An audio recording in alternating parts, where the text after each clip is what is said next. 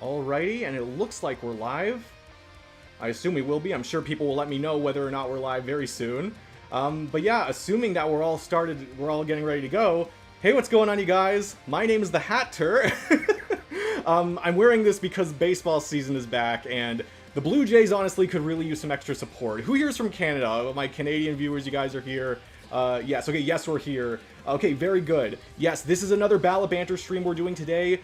Please, for the love of God, let's hope it goes better than the last time as far as technical difficulties. I'm sure you guys can hear me and everything. It seems like you guys are responding. Yo, Raptor, great to see you again. Great to see you guys too. Yes, so to everyone who is a channel member, I assume most of you guys who have joined the Discord have submitted ballots for me to look at. So this is going to be very similar to Death Battle's own Ballot Banter series, if you've seen that, essentially where I just look at matchups, right? It's a little different because they have, like, you know, different people on the panel and they can, like, bounce ideas off of each other. I obviously don't have that, so I do have some more prepared things to say. Still not super extensive, though, and I'll get into that a little more in a bit. But as far as if you want to contribute to this, we do have the join button down below, so you can become a member if you want. This perk specifically is for tier 2 and tier 3 members, so that's if you want that. I know there was some gifted memberships that came from last month's stream, which means that they're probably about to expire in about 2 or 3 days, but if you enjoyed your time and you want to keep being a member, you can renew that for yourself, or if you enjoyed that month that you had, that's great too. Happy to have you nonetheless. Imagine streaming that and no one entered a matchup. I've looked at all of them already. Like, we have a decent amount of matchups this time, and this is another thing I feel like I need to say regarding, like, comparing this stream versus the last one, aside from hopefully the quality being so much better than it was before.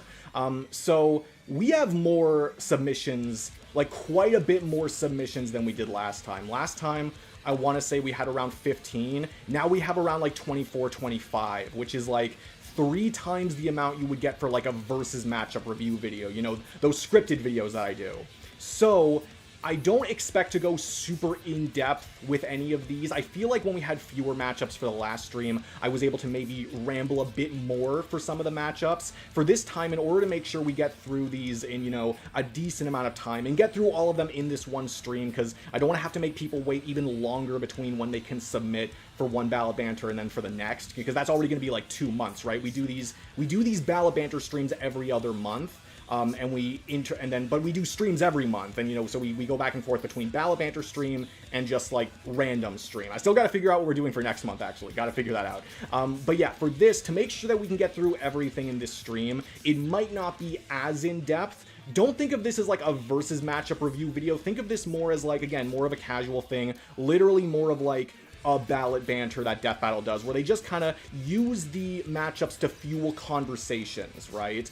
Because I feel like I can do that decently well, and that's the trade-off, right? That versus matchup review videos are going to be more in-depth, but these, you know, you guarantee that you get your matchup talked about on the channel. That's basically the trade-off, right? And I still have things to say about all of them. I've still made sure to prepare that, so no worries. I hope you guys get satisfied with my talks about your matchups. And as usual, I am going to try to put a positive spin generally on the matchups because, again, these are people who submitted these, you know, paid to submit them. But I will also be honest. I will also try my best to be honest with them because that's what you should want, right? You should be submitting these to hear my honest opinion, not just for me to say, like, oh yeah, it's cool, it's great, you know, because then really what's the point other than, like, getting exposure through the channel or whatnot? But, you know, that's kind of dumb. So that's basically what you should expect, right? Like, I'm gonna generally try to be positive, but I'm also gonna be honest. And of course, you guys know the drill for the chat. As far as reading it, I will try my best to read the messages when I can, but of course I do have to focus on the tasks at hand. There is obviously super chats that you can do if you want, which I will make sure to read, and I will put more of an emphasis on those messages, so that's available for you if you want, but of course that's all up to you, up to your own discretion. We do have a new Atrociraptor. Thank you so much, Ten Tails, for becoming a member. That's amazing. So that's a tier 3 member. So the Ballot Banter submission on the Discord is actually closed right now, just so we don't have anything coming in while we're live. But that does mean that when it reopens, which should be later today, you can submit for the next one if you want. But that's only, again, that's specifically for the Discord. There are lots of other perks that the memberships have, so you can definitely do that if you want, right? You know, you don't have to join the Discord, but it is there if you want it for those related perks. This is something that's related to the Discord. For the first 4 matchups on the cover, Rumi will win either Green Goblin or Joker. I prefer the Joker. Blue-haired guy and Teletubbies guy. Yeah, we've got some interesting stuff to talk about today. Yeah, and I guess we can really just jump in with that. If I can just move to this. Yes, this should be... So this is the tab that we have for Ballot Banters. Again, it was a little rougher the last time that we did it because I had to do a lot of stuff on the fly. I was having technical difficulties before the stream even started, and then they weren't even really fixed by the time we got there. So, but yeah, this is basically what it should look like from here on out. And of course, below me, you have the constant reminder that, you know, if you want to do this yourself, there is the join button down below. But that's only if you want, of course.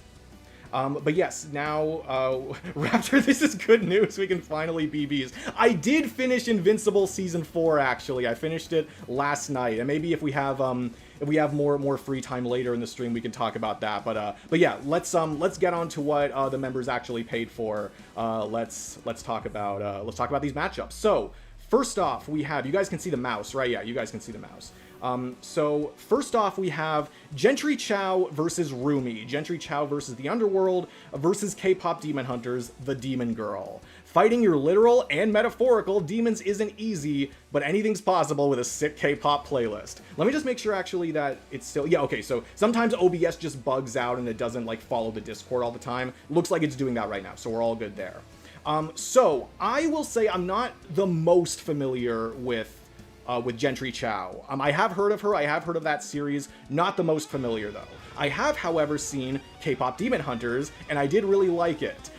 It was one of those properties that, like, as soon as it came out, I knew that it was going to be the kind of thing where, like, oh, everyone's just going to want to make a death battle with either Rumi or Huntrix in general or something, or maybe even Genu, you know, like, I knew it was going to be the kind of thing where everyone just wants to give these characters a matchup. And I honestly don't really blame them that much. There are some times where I think it is a little overblown, like I think back to Death from Puss in Boots, when everyone wanted a matchup for Death. But this one I think it is pretty warranted because, again, like, it's very flashy, you know, the characters look awesome, right? Like, I totally get it.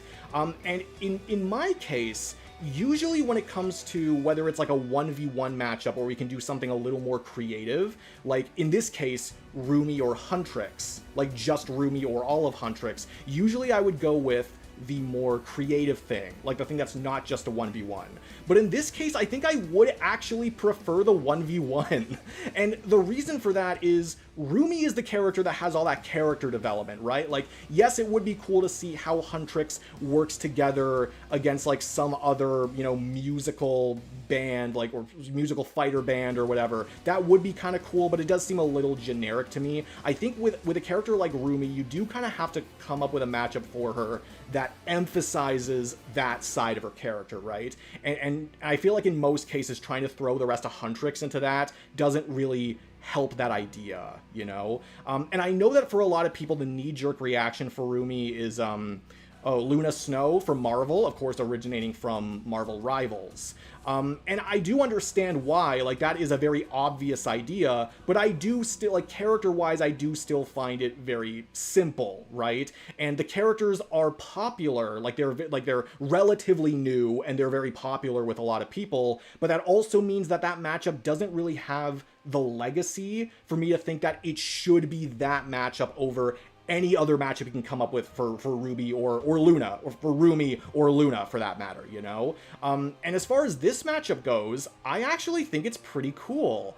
It's less obvious, I think, on the surface than something like Rumi versus Luna, but it definitely goes a bit deeper as far as their story-based connections. I think the visuals, of course, could be great here too. I think the whole, like, you know, mixing in, because you have the underworld on Gentry's side, and you have the the demon side on KPop Demon Hunters. Obviously, like mixing those together, I think would be really fun. You know, could allow for some really cool visuals, some cool comparisons in both the animation and the analyses. I think, you know, as far as other matchups that do that decently well, of course, I've heard Rumi versus Tanjiro. But I think just for the sake of getting like new and maybe somewhat lesser known characters on, I might prefer this matchup over Tanjiro, to be honest, for Rumi. So sorry that this was so Rumi-centric. I just feel like that's really what I can talk about, and she is the one that has a lot of matchups, right? Like, I haven't heard many other matchups for Gentry. But as far as this matchup goes, I do think it works pretty well. I don't really have a preferred for Rumi, I would say. She actually would have been a decent contender for the most recent video I did, like most wanted newcomers for Death Battle. But as far as this, I do think this matchup is very good. I think this is one of Rumi's better matchups, and if this is the one that were to happen above all else, I wouldn't be able to complain so much. So honestly, yeah, gets a thumbs up for me. Everyone's gonna get a thumbs up or thumbs down. No, I'm kidding. But yeah, no, I like this matchup. It's pretty cool. I think if Rumi is gonna get on Death Battle in any case, I think it's probably gonna be like within the next 2 or 3 years. Although I guess actually they could time it for the sequel, which is not coming out for a while, which is disappointing. But yeah, now we can move on to the next one. So we scroll on. Yeah, okay. So OBS is still working with me. So for the next one, we have Complete Destruction, Zygarde versus Destroya, Pokemon versus Toei. Is that? I feel like that's supposed to say Toho. Either way, it's from the Godzilla world, right? Unless I'm missing something here, but we have Zygarde versus Destroya. 2 large draconic creatures made up of different cells. I mean, we're all made up of cells, no, I'm kidding. Made up of different cells made to drastically affect the world in opposite ways. One to protect its life, and the other to destroy everything in its path. Also, red and green are cool colors. Well, red is a warm color and green is a cool color. No, I'm kidding. Yeah, yes, those are very cool colors. They're complementary colors, right? So that is cool. And of course, we have the heroes versus villains template that we've been seeing a bit more of these days. And we are going to get to some submissions where we do have like track art or just like other kinds of art for them. I'll be sure to put more of an emphasis on those once we get there. So for this matchup, yeah, these are the kinds of characters I feel like you can put in a lot of matchups, right? Like, they're monsters that can work against each other for varying reasons. Like, you can have these 2 characters, but then you can realistically have, like, another monster that could work for either of these characters, and you could have, like, another one that could work for any of them. Like, it feels like these are the kinds of characters where it's really easy to, you know, have like matchup triangles or matchup squares or whatever. You just pick and choose the reasoning that you prefer, right? As far as this matchup specifically, like, I've seen a lot of Destroya matchups, and this one seems to go more in the direction of a contrast. Like a pretty starking contrast, like, again, as they say here, one to protect its life and the other to destroy everything in its path, right? Like, that's kind of the contrast that we're working with. And even though, like, I do feel like I'm a bit of a stickler when it comes to contrast matchups, like, I don't think the contrast should be so much to the point where we're kind of questioning why we're even putting the characters together in the first place. I think that it's not a bad approach when, again, these characters have so many different possible opponents you could pair with them, and you're trying to make one stand out more than the others, right? So from that perspective, I definitely don't think this is a bad approach. I do think also Pokemon versus Godzilla, just as a concept, sounds really cool. I think kind of like a Lugia versus Mothra, that was on our fan-made Tournament of Champions from like last year. That's a pretty cool matchup, I think. Like, just the right Pokemon versus Godzilla matchup, I think is really awesome. Especially since the series can get so high as far as their scaling. Like, a lot of interesting scaling interpretations and comparisons, which are obviously going to make everybody happy. But I think that does still excite me when it comes to, like, analysis. And of course, big draconic characters, like, who doesn't like that? Like, some people are just drawn to some styles of matchups. Like, for me, I would like to see more mech characters or mecha anime characters get on Death Battle. And it's funny that, I think back to my first thought for that was like Dragon Zord versus Mecha Godzilla, but of course that's kind of both a draconic matchup and a mech matchup. But yeah, like stuff like that, it would be cool to see more stuff like that. As far as the whole heroes versus villains stuff, like this feels like a template that's been kind of going around, and this is it's interesting because while I think it can lead to some interesting matchups being made, I don't think a matchup is necessarily better or worse because it does or does not have that property. Usually when I come up with matchups, I don't have a starting point of, okay, it needs to be heroes versus villains. It needs to be good versus evil. Because like I said, while I think that can lead to some interesting matchups, I also kind of think it can lead to some forced matchups, right? Like maybe they don't have the best connections and it's more like you're looking at it just from that lens.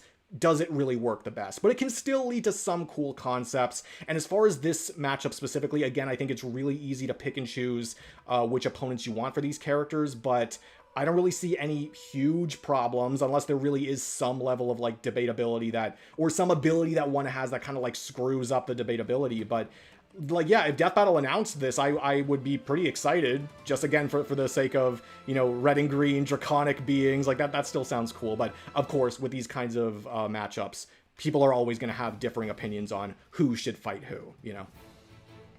But pretty cool. Moving on after that, and I just have to adjust my notes every time we move on to a new matchup.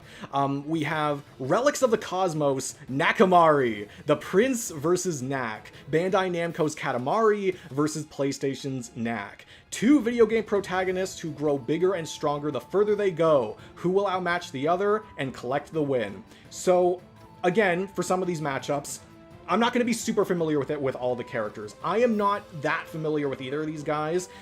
Something funny though, and I don't know how many people actually remember this, but my first introduction to Katamari was the Impossible Quiz made by Splat Me Do. Does anyone actually remember that? If you're under a certain age, you probably have no idea what I'm talking about, but the Impossible Quiz was something that was like a big internet phenomenon at one point. It was really fun to play.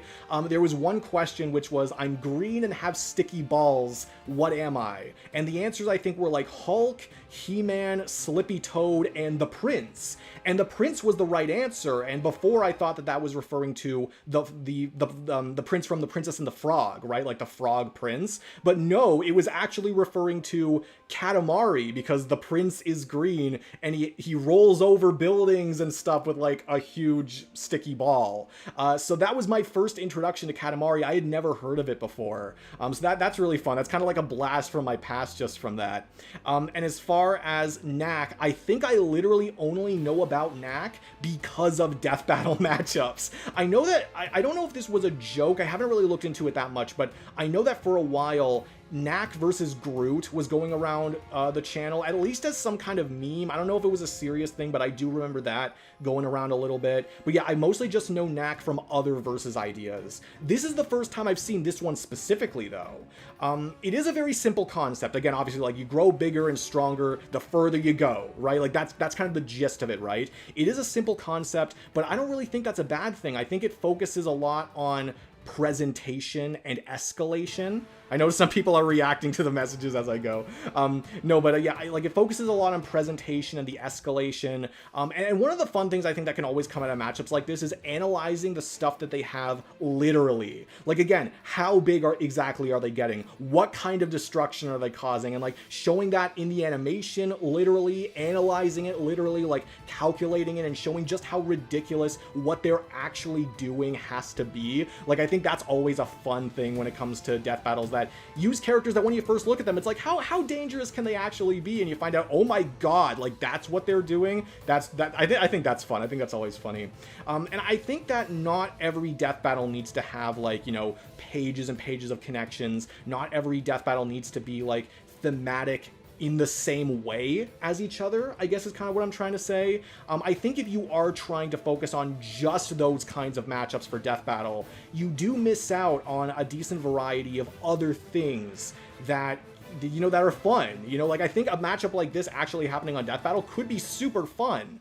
But if you're trying to focus on just like, again, the deepest connections possible, then you would just never get to this one, right? I think some matchups that follow this line of thinking can be a lot of fun. Not that it necessarily has to be this one, but I think matchups like that are allowed to exist, and they should be considered just, you know, as a fun time every now and again, right? At least that's my opinion. I don't have a lot to say about the debate for a lot of these matchups, I will say. Not all of them I'm going to be like, oh, I have like really strong opinions on this debate, because I'm just not really aware of it, at least not to the full extent. But again, that's not really the point, I feel of this matchup. You know, it's just funny looking guys doing fun things. And again, for some matchups, I do think that is a fine concept. I think it's fine to have fun every now and again, right? Yeah, I don't have much more to say about this one. I just think that, like, if Death Battle were to do it, it would be pretty hype for a different reason, right? Just kind of see how they do it, what the heck they're gonna do with it, and how it looks. Because again, the whole escalation of it could actually be done really, really well, just based on the kinds of characters that they are. So that would be a lot of fun. I always want to make sure I'm saying different things about each matchup, right? Which is not easy all the time. So next up, we have, actually, if I can just scroll there. Okay, so we'll have it like this. This one I actually do have a bit to say about, because I have my opinions on this matchup have changed quite drastically a lot of the time. So obviously here we have Joker versus Green Goblin, DC Comics versus Marvel. If I have to say anything about this, I'd be really disappointed in you. Yeah, I have no idea who these guys are. Yeah, so this matchup, I have had like a love-hate relationship with Joker versus Green Goblin. I love these characters to death. I think these are two of the best villains to two of the best heroes that just we've ever seen in fiction. Like, obviously I love Batman and Spider-Man. I'm probably one of the only people on Earth who likes Green Goblin as much as Joker. Like, I love these guys so much, right? I love what they're all about. I love how, you know, they're similar, but also in the ways that they're different. Like, I love the insanity of it. I love the villainous, like, their villainy, their insanity. Like, and it's very easy to compare these characters in those ways. Like, who ruined the hero's life more? You know, who's more insane? Who's more evil? You know, there are so many ways you can naturally compare these characters. For a while, I was under the impression that those were way better ways to analyze those characters than in an actual versus debate. Because I was thinking that, like, this matchup is too close to a normal Batman character versus Spider-Man character fight that isn't even really worth doing, right? And it's not like it was like some other matchups like Mysterio versus Scarecrow or Sandman versus Clayface, where, you know, maybe, as I think about Sandman versus Clayface, you might find it a little annoying how the debate goes, but at least it's different from your normal Batman versus Spider-Man fight. Whereas this, I thought, was just a little too similar in a lot of regards for it to be worth doing, or like being you know, worth being made into a death battle. That's what I'm trying to say. However, I have changed my opinion a little bit on this. I think the best place to start is the blog, the G1 blog that released for this matchup, which I know made some people a little annoyed at how they analyzed the characters. I know that there were a lot of people saying that, well, you included all of this for Joker, and you didn't include nearly as much for Green Goblin. Like, you included more for Joker, you should have included more for Green Goblin. And I don't want to spoil too much of the blog in case people want to go read it.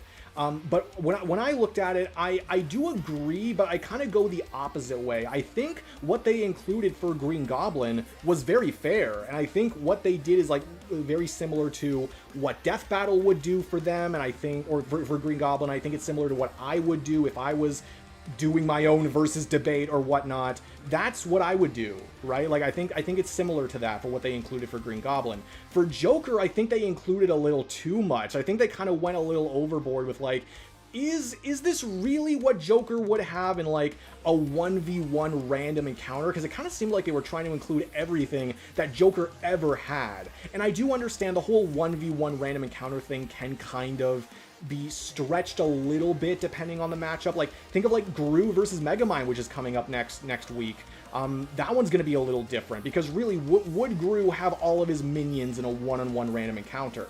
Maybe not, but they're going to include it for him anyway, you know? And same with Megamind and some of his tech. He probably wouldn't have all of it, but they're going to include it anyway. But it kind of benefits both the characters in a similar measure, right? And you could argue the same here, but I think that in most cases, we should be trying to analyze the characters in the way that a lot of people expect when they click on the video. Like, people wouldn't be clicking on a Joker versus Green Goblin death battle to hear about everything that Joker once used. You know, they're still trying to think of, like, more or less their standard equipment, right? So that's kind of the way I see it. Like, that's how this matchup should be analyzed. And I still don't really like the argument of, like, well, we have to do it the other way because it makes it more fair. And, like, I feel like if you're changing matchups just because you want to make it more fair, you're kind of defeating the purpose. Because, again, people are clicking on it to know who would win between Joker and Green Goblin. They're not clicking on it to know who would win between Joker and Green Goblin in the most fair setup that we could possibly make for it.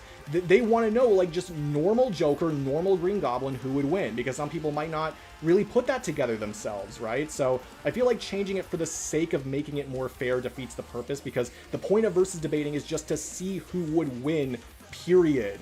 You know, to see who would win normally. However, I do think that the blog enlightened me to enough stuff. And of course, the matchup has a ton of personality. There's a lot of other stuff this matchup does well. Like, the connections are great, the personality is great, the dynamic is good enough. And there's enough, I think, in the debate as well, depending on what you include, if maybe you're a little more lenient, for me to like this matchup again. I think I've kind of come around to the point where I'm a nice, mellow, like, if Death Battle did it, I'd be hyped. You know, it's Joker and Green Goblin. You know, it's an obvious fight. They're amazing villains. Love to see Joker get covered again. Would love to see Green Goblin get covered. That kind of thing. So I've gone to the point where I've kind of gone back around and I do like this matchup again. I don't think it's perfect, but, you know, I've been enlightened to enough stuff that these characters have where I think, okay, it's not just another Batman character versus Spider-Man character thing. You know, so yeah, I like this matchup again. That's basically the main thing I can say about it. That's probably like the biggest rant I'll have for like any individual matchup, just because my opinion has changed so much on this one. Like, I started off really loving it, like when I was like a kid, you know, then I got more scrutinous or more critical of versus matchups. But yeah, it's kind of come back around again, I think.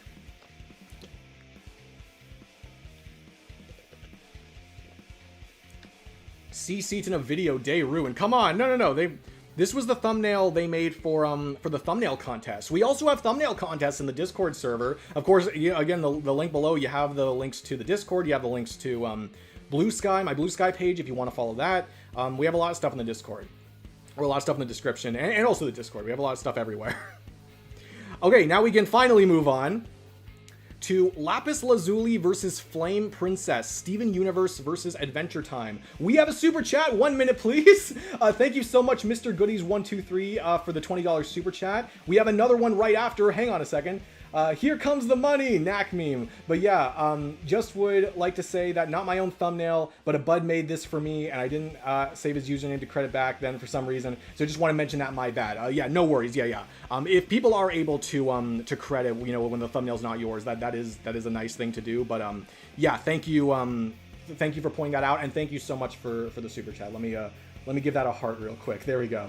And then we have another super chat. Thank you so much, Ranger Forever. I may be alone for this one, but Emperor Joker versus Goblin King, better than regular version and my preferred, honestly. In some ways, I do agree, because it is a more interesting, or not necessarily more interesting, but like a lesser known version of the debate, right? Like, you're essentially comparing the Infinity Gauntlet from another universe. I don't know if it's exactly the same, or if it's like a weakened version, relatively speaking. But it's basically an Infinity Gauntlet versus you know, an imp, a fifth dimensional imp, right? And that's kind of how you're looking at it. And you still retain some of the insanity, especially on Joker's side. I know with Goblin King, like, he's still insane, right? But like, when I imagine Goblin King, I usually think of like Norman specifically, but you still retain a lot of that personality. I think it is also the kind of debate, though, like, once you learn a little too much about how things work, then it might get a little more boring. But I do totally understand that sentiment, that it's different enough, right? Like, it's really different, and it still retains a lot of the good qualities. So that is a very cool version of that debate. Yes, I can definitely agree with that. Anyway, now we can move on. Thank you guys so much for the super chats. I super duper appreciate it. Now we have Lapis Lazuli versus Flame Princess, Steven Universe versus Adventure Time. Girls trapped by superiors and adversaries that once gaining freedom, they go solo, gaining the trust of only the protagonist. They have hardships and need to get used to their freedom before fully succumbing to their good nature. Connections and thumbnail by Gino the Survivor. Thank you so much, Gino the Survivor. And thank you for submitting this, Snail Cat. So talking about this matchup, I was definitely more into Adventure Time than Steven Universe, at least a little bit. I think Steven Universe kind of came just like slightly after my time. I know it's well written. I know it has like a lot of cool characters, a lot of cool stories. But I think it was just slightly after my time. If it maybe came out like a year or two earlier, I might have liked it. I might have been more invested in it. Whereas Adventure Time, I think, was closer to that time period. Although I know both series deal with, like, you know, mature subjects. Not the exact same subjects, but like they're comparable as far as like the maturity levels and all that, and you know the quality of the topics they decide to look at. So that's nice. And as far as these characters, like I think as like the story connections I think are solid enough. The whole water and fire thing is always fun to see, or like you know, sometimes fire and ice. I feel like we've gotten more of that on Death Battle, but the whole fire water, that's fun. That doesn't make it a contrast matchup, right? I don't think so. But you know, like I still think, you know, the whole elemental thing, there's always a lot of room. I know that they are difficult to animate sometimes, but I think that would still, you know, if they could make it work, then I think it could look so good. Like I think we could have really impressive visuals, just like how they animate the fire and the water, especially like in the attacks against each other. Excuse me. The dialogue as well, like emulating how they talk in the series and all that. Like I think that would also be great. You know, just the dialogue that Adventure Time and Steven Universe are known for, like the quality of that dialogue. As far as the debate goes, just to briefly say this, like I want to say that, like, this is just a hunch, I might be completely wrong. I want to say that Flame Princess probably scales to, like, not the highest necessarily that Adventure Time has to offer, but probably higher in that world than Lapis would scale to, say, like, someone like Steven. I might be completely wrong, and that doesn't even necessarily mean that Flame Princess or Flame Queen would win.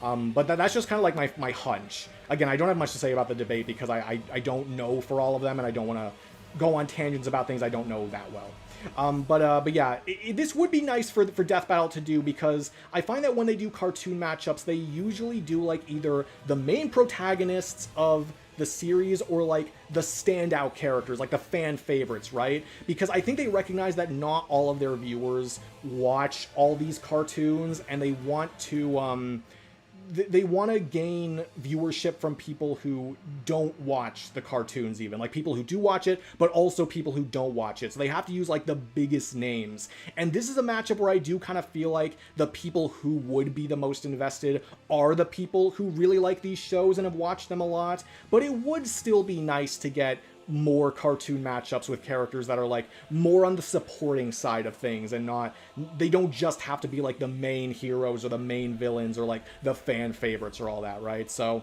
yeah, this would be fun. Very, very interesting idea. Okay, now we have Love and Hate.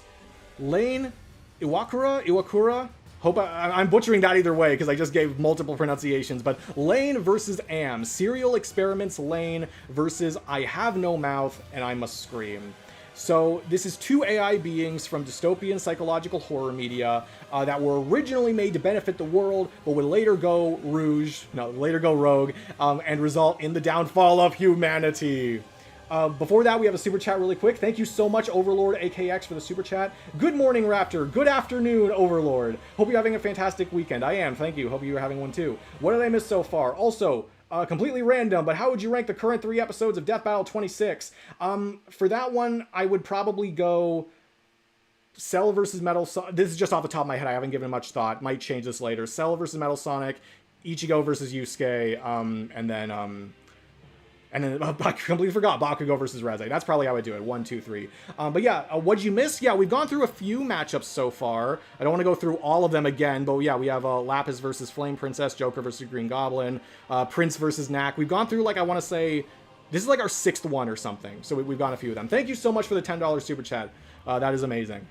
But yeah, I guess that's how I would probably rank them at the moment. But yeah, we have a lot more matchups to go, so don't feel like you've missed much because we have a lot of stuff to go through. So as far as this matchup, obviously Am has kind of exploded as far as death battle matchups go. I've seen it everywhere. Now, I am not an expert on I have no mouth and I must scream, and I'm not an expert on the way that Am operates necessarily. But what I have heard and what I've seen gives me the impression that an actual fight with the character may or may not be the best way to, like, have a debate with them. You know what I mean? Like, when I see Am, I get a very similar thought to, who is it? Like, Doomsday versus SCP-682, right? Not to say that it would be impossible for Death Battle to do a really satisfying animation with them, but there's a part of me that thinks, like, would this just be better for, like, a death battle cast? You know, like, would verbally talking it out, like, kind of allow us to have the discussion more thoroughly? Would pairing an animation with it almost maybe be doing a disservice to the discussion? You know, again, I'm not an expert. I'm not saying this is the way it works, but whenever I see a character like Am, I always have that worry that, like, is that the way it works? And, like, can we make sure that Death Battle can animate it in a satisfying way? Because if they can't, then, you know, if they can't do that, then should they even do the episode in the first place, right? Just to do a disservice to the characters.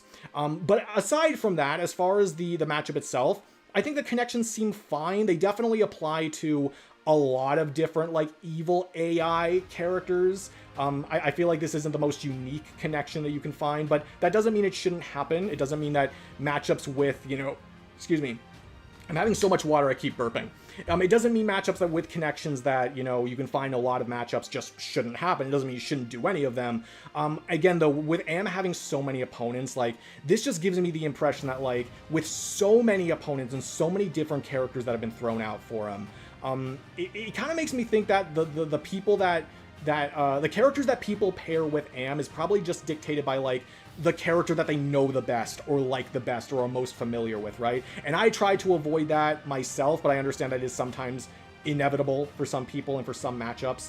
But I think the analyses would definitely be really cool here because, again, analyses are always part of a death battle like animation is. And if nothing else, I think that the analyses and the writing could be so cool with this. You know, like, again, on Am's side, you know, talking about, like, the Cold War and how he, or is it a he or an it? How it evolved and all that. I think that would be super awesome.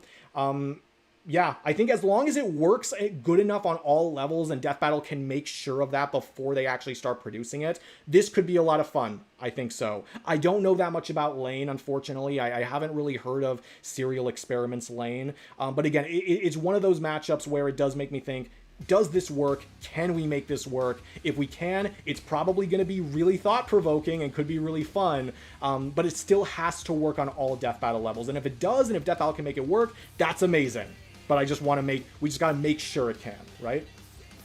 Thank you, Overlord, so much again for the $5. Speaking of Batman vs. Spider-Man villain matchups, do you think Clayface versus Sandman has a chance this year due to the former's movie? I do. That was actually in my prediction video on the podcast. That was one of my main matchups that I predicted, or one of the matchups. There were a lot of ones I threw out there, but yes, I do think that has a good chance. And, you know, even if it doesn't happen this year, I think maybe even early next year, I do think it has a decent chance. Or maybe they're even, because again, there's a Spider-Man movie coming out. Sandman's not going to be in it, to my knowledge, but they could put it, like, maybe in between there to maybe do, like, a double commemoration. I could definitely see that. That would be a lot of fun. So to the answer to your question, yes, I do think so. Thank you so much for the $5. But yeah, that's about everything I have to say for that. I think it could be fun if it works. That's basically what it is. Next up, we have a lot of fire reactions for this one. We have Reap What You Owe, Semi-Bots versus the Employees. Repo or REPO versus Lethal Company. Workers in co-op survival horror games where they scavenge abandoned structures for loot, exchanging them for funds whilst avoiding death from the threats within the locations. Thumbnail made by me. Very nice looking thumbnail. I do really like that. We have Santiago Row 28. Hope I pronounced all that. Thank you so much for the super chat. Most cringe episode of the show. Ooh, like of Death Battle. Most cringe episode. I'm trying to think. I mean, I don't know if I want to say The Boys or the 7 Battle Royale. I don't know. That's kind of like the first one that came to mind. Macho Man versus Kool-Aid Man, I think, is also cringy in like an endearing way.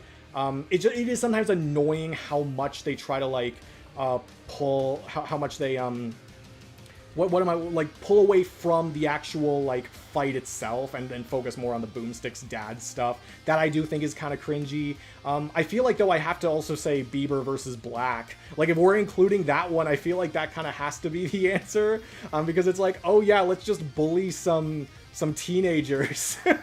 Or how old were they when that came out? I don't know. Like that's probably by definition the cringiest one. But those are some other ones where I think I could say like there are some cringy elements to them. Thank you so much for the super chat. But yeah, so for Semi-Bots versus the Employees, surprise, surprise, I've never played either of these games. I have seen clips of Lethal Company shared around quite a bit before, and I know there are a decent amount of people in the server that play it. So that's fun. I haven't really been able to join. Do I have to pay to play it?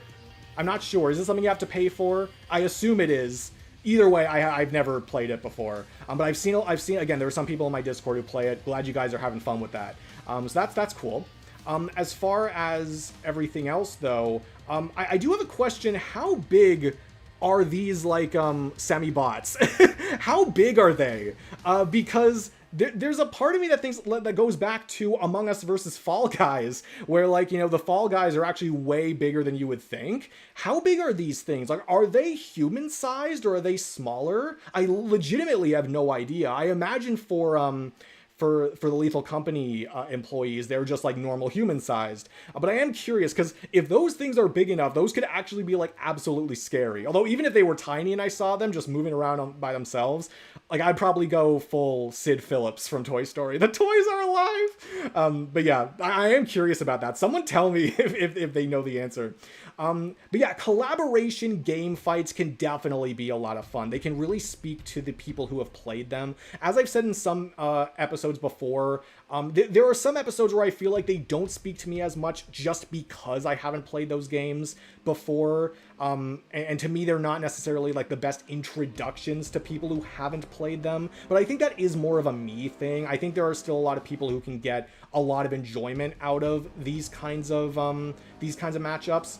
And if nothing else, they have their own identity, right? Like you can, they feel different, they look different, the story within the animation and the way the analyses are structured are all different. And, you know, some death battles can definitely feel very repetitive, you know, with a similar structure. So structuring things differently like this, like that's definitely a great appeal for it.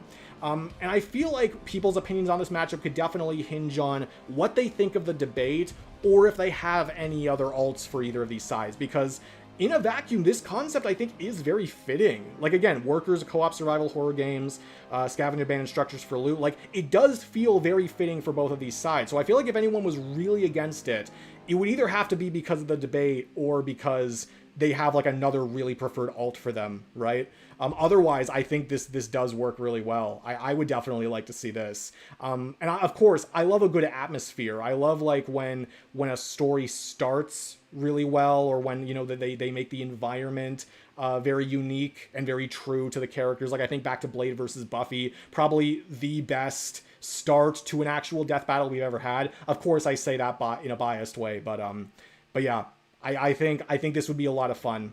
I would like to see this one, even if I don't know much about these sides. I think something like this, again, when I say something like this, like something that follows these appeals, would be very cool. Whether it was this specifically or something like it, but if it was this, I would probably be pretty excited just to learn everything and see how they present it.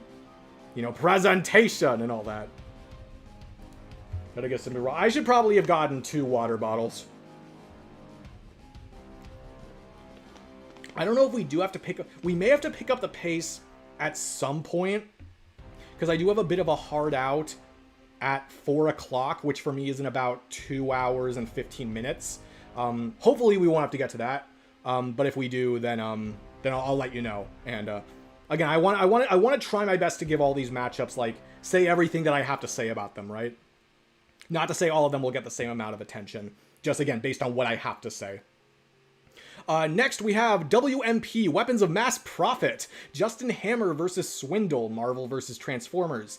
Charismatic, scummy, and entertaining arms dealers with as big a love for money as they do weapons, and would surely put emphasis on the weapons in weapons, armor, and skills on the field of battle. Yeah, this was definitely a surprise for me to see. It's definitely a very fun and unique focus that the matchup has, something that you don't tend to see in a lot of death battles. I don't typically think of like Justin Hammer as like one of like a huge Marvel candidate for death battle, and I guess technically not Swindle either. They're just not usually the characters I think of when I think of like death battle. When I think of death battle combatants or possible death battle combatants from their own world. But it is definitely the kind of thing that can work if you put the proper rules in place. Because it's the kind of thing where it's like, you obviously can't just like drop both of them in without anything, right? You do need to have some kind of rules for how they're going to operate like that. Thank you so much, Overlord, for the super chat. Presentation! I love that Zatanna quote. JK. Forgot to ask, but have you been enjoying the Grew Mind waiting period? Yes, I have, just by sheer value of just like being excited for the episode. Again, I feel like sometimes the waiting periods are enhanced by the previews, which again I don't watch because I don't want to be spoiled for the reaction. I do remember seeing the thumbnail that they eventually landed on it for Grew's preview though, and Megamind's preview should be coming out tomorrow.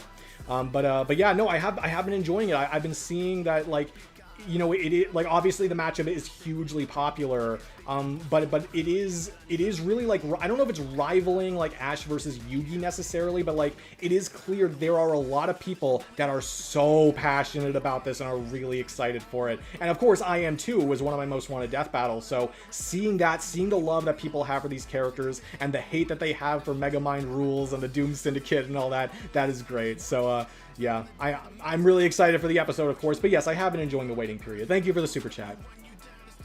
And yeah, anything else to say about Weapons of Mass Profit? I remember I did do a bit of I did look up Swindle a little bit because I didn't know that much about Swindle. I wasn't even sure if it was like a Transformers animated original or anything, but no, they do seem to go pretty deep in like the G1, excuse me, in the G1 history.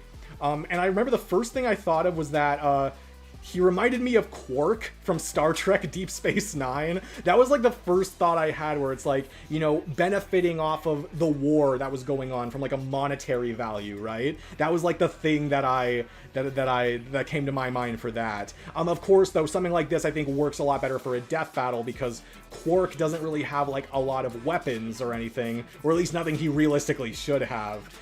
So this obviously worked better for a death battle. But it was funny, like that was the first thing I thought of when I looked up Swindle a little bit more.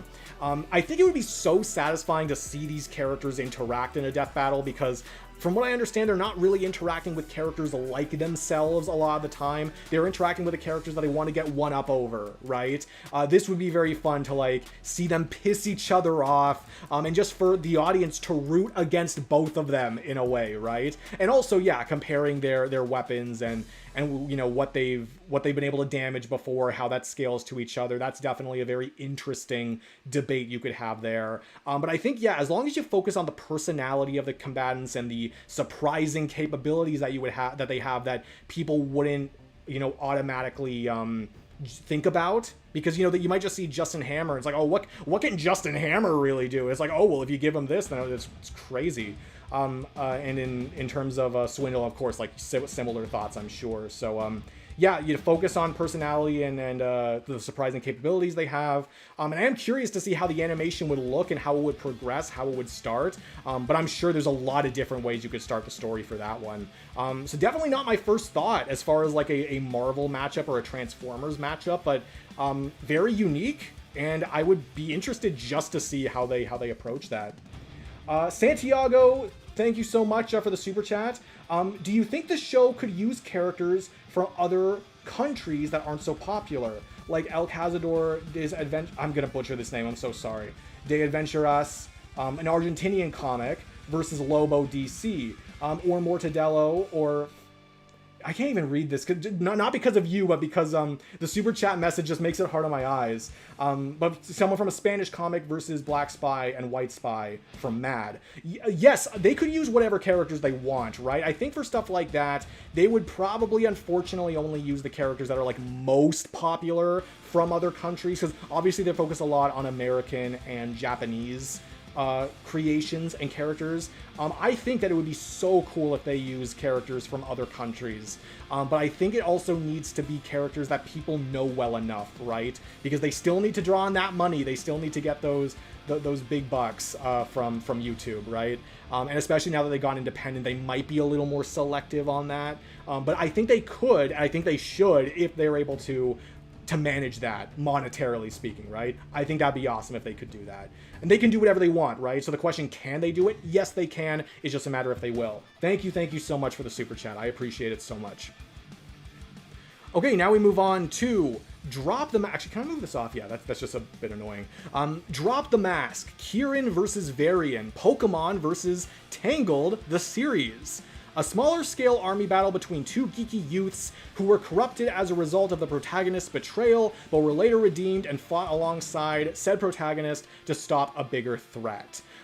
So I'll be honest, I haven't seen much of the Tangled series. There are times I even forget that it happened, to be honest. But I did really enjoy the Tangled movie. I saw it at like the right time when I was younger. I really liked it. I think it's better than Frozen, although to be honest, I also think Frozen 2 is a little better than Frozen, so, you know, that's just me for you. We have a couple super chats, one moment please. Oh, Raptor, so I completely understand with yourself going with Gru.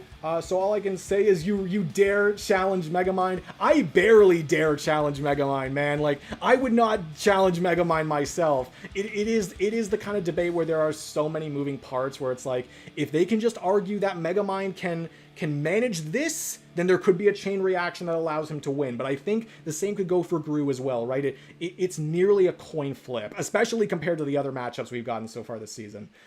Thank you so much, Mr. Goodies, for that. And Overlord, thank you for the super chat. These super chats are going to single-handedly fund your Wiz plus plushie purchase. At this rate, you may even be able to purchase a second Wiz and Boomstick.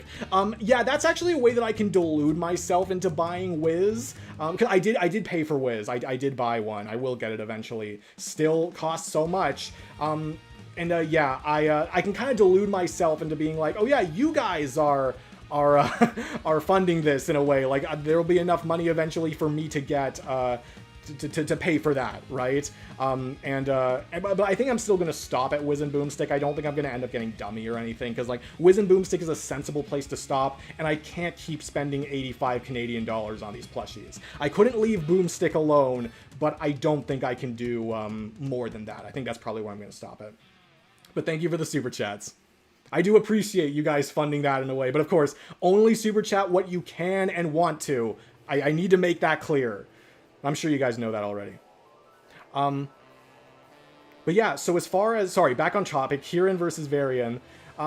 So as far as as far as I'm understanding, yes, this is definitely a smaller scale army fight, which is nice. I think a lot of people, when they focus on army fights, they think of like the biggest, you know, army they can think of, and how many moving parts there would be. And that is nice. That's definitely nice to see in your matchups. But I think a smaller scale army fight could be cool as well. And I think, especially with like Pokemon trainers, if you give them like their standard 6 Pokemon or whatever, that can definitely work well, you know, as far as like smaller army fights. Although I know some people just pair like a Pokemon trainer up against like just a random guy that doesn't even have like an army of their own. Like, I think of like Blue versus Bakugo, for instance, or Gary Oak versus Bakugo more so, I guess. For that one, you know, that's kind of just one guy fighting a bunch of Pokemon, right? But I would still like to see more Pokemon get, or more Pokemon trainers more so get on Death Battle. That would be very fun, in some ways, right? As far as I'm seeing, this is like Kieran's Pokemon versus Varian's automatons and some kind of raccoon, like a mutated raccoon. I am curious how varied those automatons are, because the Pokemon, of course, do have very different things that they can do. Are all the automatons just like the same as each other? Is it like an army of like the same thing more or less? Like I kind of think like standard titans, for instance. I know there's like abnormals and the special titans or whatever, but just like, are they basically all like the same as each other, or do they also all have different abilities? I'm curious about that. Sakinator, thank you so much for the $2. Gotta spoil my Pookie. Thank you, Pookie. I appreciate it. And Santiago, thank you again so much for the super chat. What do you think about every single character in fiction have a matchup with a masked rider, or a common rider, I think you mean? Because yes, those masked riders are everywhere. It's kind of overwhelming for me. If you mean common rider, yes, it's insane that like every character has a common rider matchup, and then people try to come up with common rider matchups for like every common rider. It's absolutely insane. And it does make me second guess whenever I see a common rider matchup, like, does this actually work as well as I think it does, or is it just one of the crazy amounts of common rider matchups that I've seen, right? I put a lot of focus on that because I don't think all of them are created equal. It is insane to me how many they have. Overlord, thank you for the $2. Let's go. Lusamine versus Regio, the best trainer matchup. That does sound pretty fun as well. You guys are amazing with the super chats. Thank you. And it means we've been on this one for a while, but that's okay. Yeah, anything else I can say? Yeah, again, I'd be curious about like what the automatons bring to the table. But I do think it's really cool when Death Battle explores specific sides of a world. Like, again, in this case, you know, variant just from the Tangled animated series. And you know, Kieran obviously is kind of in his own corner of the Pokemon world as well, which would be cool. And the connections and the dynamics seem fine overall, so yeah. I don't know these characters that well, but it would definitely be interesting to see them against each other specifically. So not the most exciting to me, but if it's exciting to you because you know the characters well and you think they would work well together, does sound like they would work pretty decently together. So that's awesome. Next up, we have Painted Throne. Mael versus Will. Clair Obscur Expedition 33 versus Metaphor Refantasio. Protagonists of critically acclaimed RPGs from the 2020s who are orphans from a broken world, seeking to save it by slaying the one who prolongs the curse upon the world, experiencing pain and loss along the way. So we're moving from it. At the beginning we did Rumi, so that was the best animated feature from the Oscars. Now we have Game of the Year with Clair Obscur Expedition 33. That's pretty fun. So as far as this, I do remember when Mael was in the final 32 Champions Island roster. Does anyone remember that? Does anyone actually remember like the final 32 that got taken down to the final 16 that were actually like in the Death Battle casts and all that? Like they were the people that like that the members actually voted on. Like before there was the final 16, there was the final 32, and Mael was on there, and a lot of people I remember were questioning like, ugh, like either who's this, which is kind of crazy for Game of the Year character, or they just didn't really want her to be in there or something. I don't know. I just remember she was like one of the first ones that got like yeeted out of there. So yeah, unfortunately. But yeah, as far as this matchup goes, I mostly only know Metaphor Refantasio from this matchup, I'll be honest. I'm not super familiar with Will otherwise, but from the limited stuff I do know about this matchup, it vibes really hard for me. This one actually sounds awesome. I don't know how long this matchup has been around, like if it's like super duper new or if I'm more just hearing about it, but it feels like this is one that's gonna feel like an instant classic. You know what I mean? Like they are relatively newer characters from relatively newer games, but I feel like this is one that's gonna like, it's not just going to be like, oh, these characters are popular, therefore we have to put them into a matchup. This is one that I think is going to stick. It's one I think is going to remain popular with a lot of people because honestly, I think it vibes really hard for both characters. I think it would be a lot of fun to choreograph, you know, use their the way that they fight, you know, the way they move in the video games, like combining that together. I think the choreography could go really hard. It could be really fun to do. And also just writing like really hard story analyses. Because again, you know, protagonists, critically acclaimed RPGs, orphans from a broken world, you know, again, like I feel like this could be a really emotional, really emotional analysis segment for both of the characters. That'd be cool to see them compare and contrast them in that way. That would be a lot of fun. And this is kind of like a new new gen video game matchup in a way, like, you know, again, with newer video game characters. And because of that, I do think it has a decent chance to happen on Death Battle relatively soon, especially if and when sequels for these games come out. Because again, Death Battle really likes to use like franchises when it comes to video games. I can't think of that many games or that many episodes where they use a character that's only in like a single game. They do exist, but not like nearly as much as characters from actual franchises, right?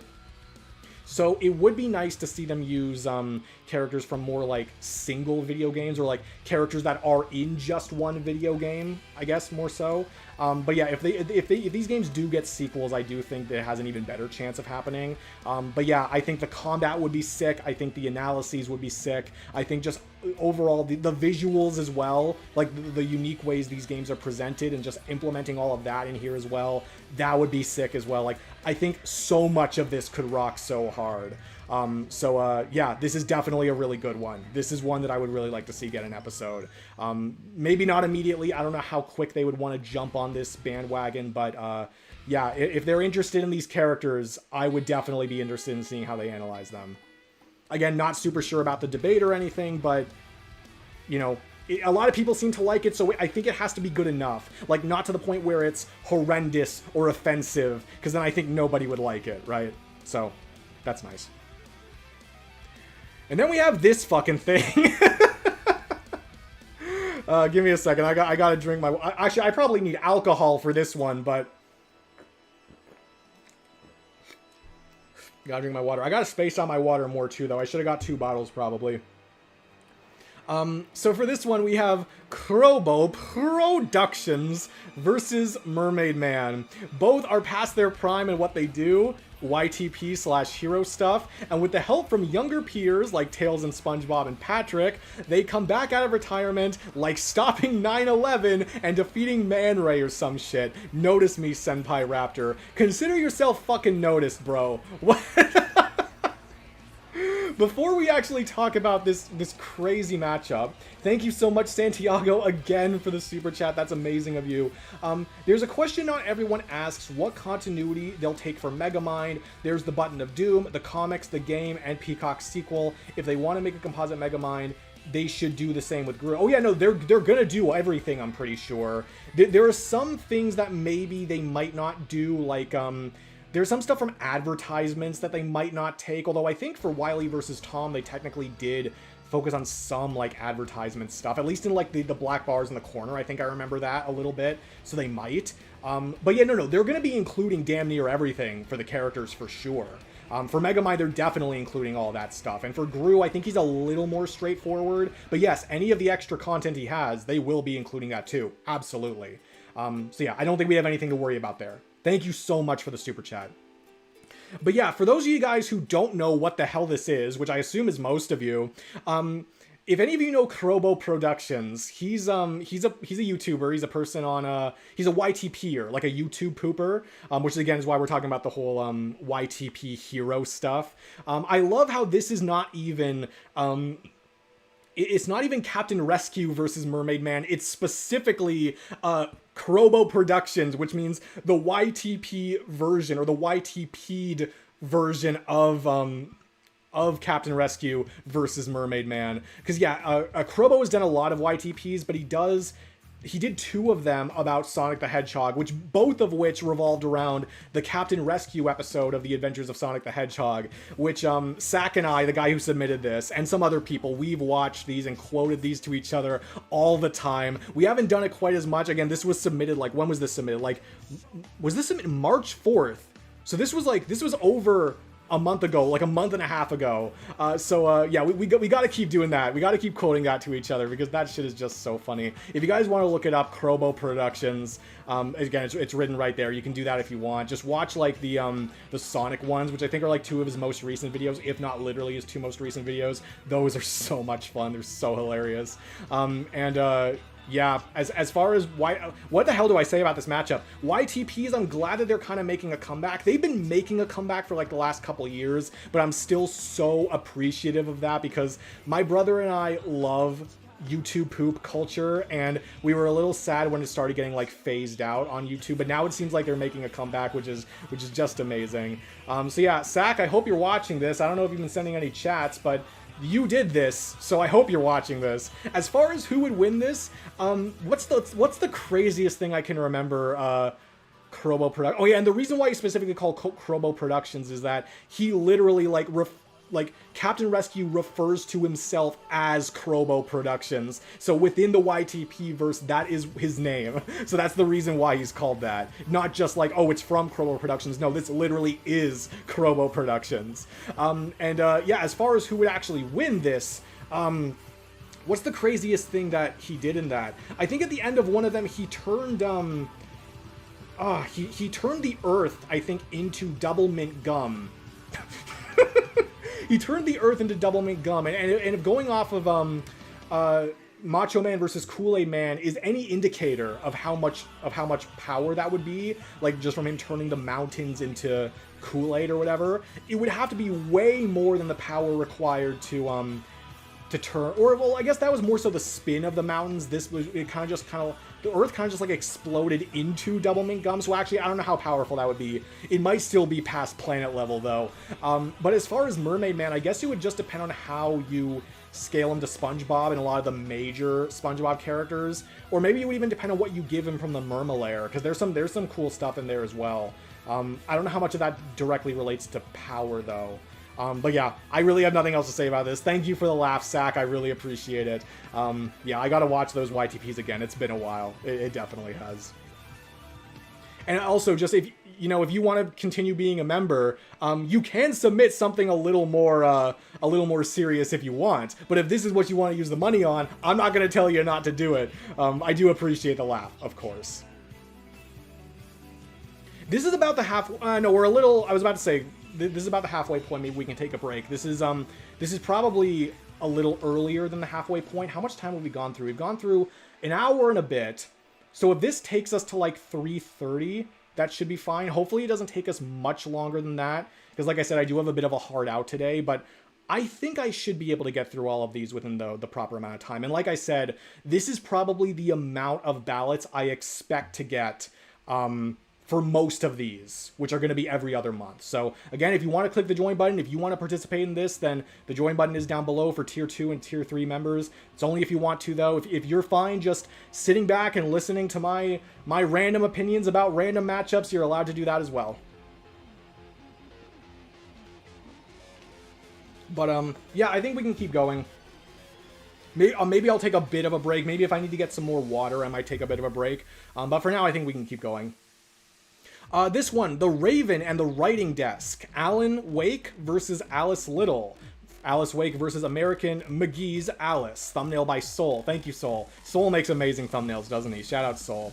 A writer and a mad girl who have both had to use their fantasies they've created to fight a malevolent darkness and regain their minds in the process, with the contrast being that of real-world writer versus famous fictional character. That is definitely an interesting difference that they would have. I don't know if that would have any effect on the debate in Death Battle's eyes, but yeah, that's definitely an interesting difference that they have for sure. So as far as these games go, from what I'm understanding, I know that Alan Wake, at least Alan Wake 2, kind of relies more on the traditional survival horror type like game mechanics. I think they changed it a little bit from Alan Wake 1. I don't think that they're exactly the same in terms of gameplay. I just know that like a lot of people call Alan Wake 2 like a survival horror game. And as far as Alice, that game, American McGee's Alice, I know that's more of like a dark fantasy action adventure type of thing.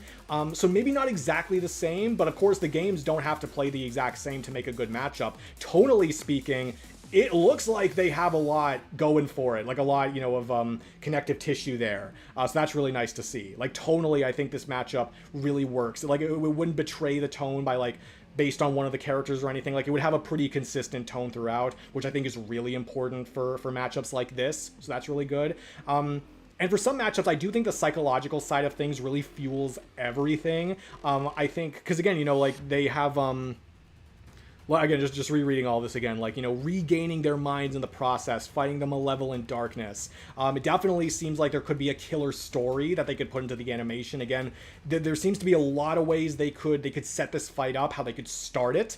So that sounds cool. And I think that this is a matchup where I think like Death Battle would really have to make it a good introduction for both of these series. You know, like there's some episodes where I think like, oh, they're introducing this series, but it wasn't really as good as when they introduced this series in this episode. This is one where I think they would really need to make sure they introduce the series well. And I think it would be easy to introduce the series well as long as they put enough focus on the lore and the setting as well as the characters, right?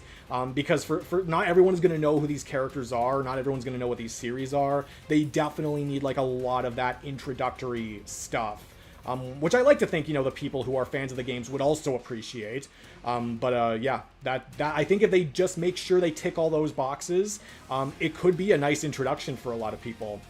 Death Battle has used these genres a little bit before, but like only with the properties that everybody knows, and even then, I wouldn't even say they've used it that much. You know, like again, more of this like survival games, like dark fantasy games. I don't even know how you would, you know, combine these together in like a single genre or a single term, but you know what I mean.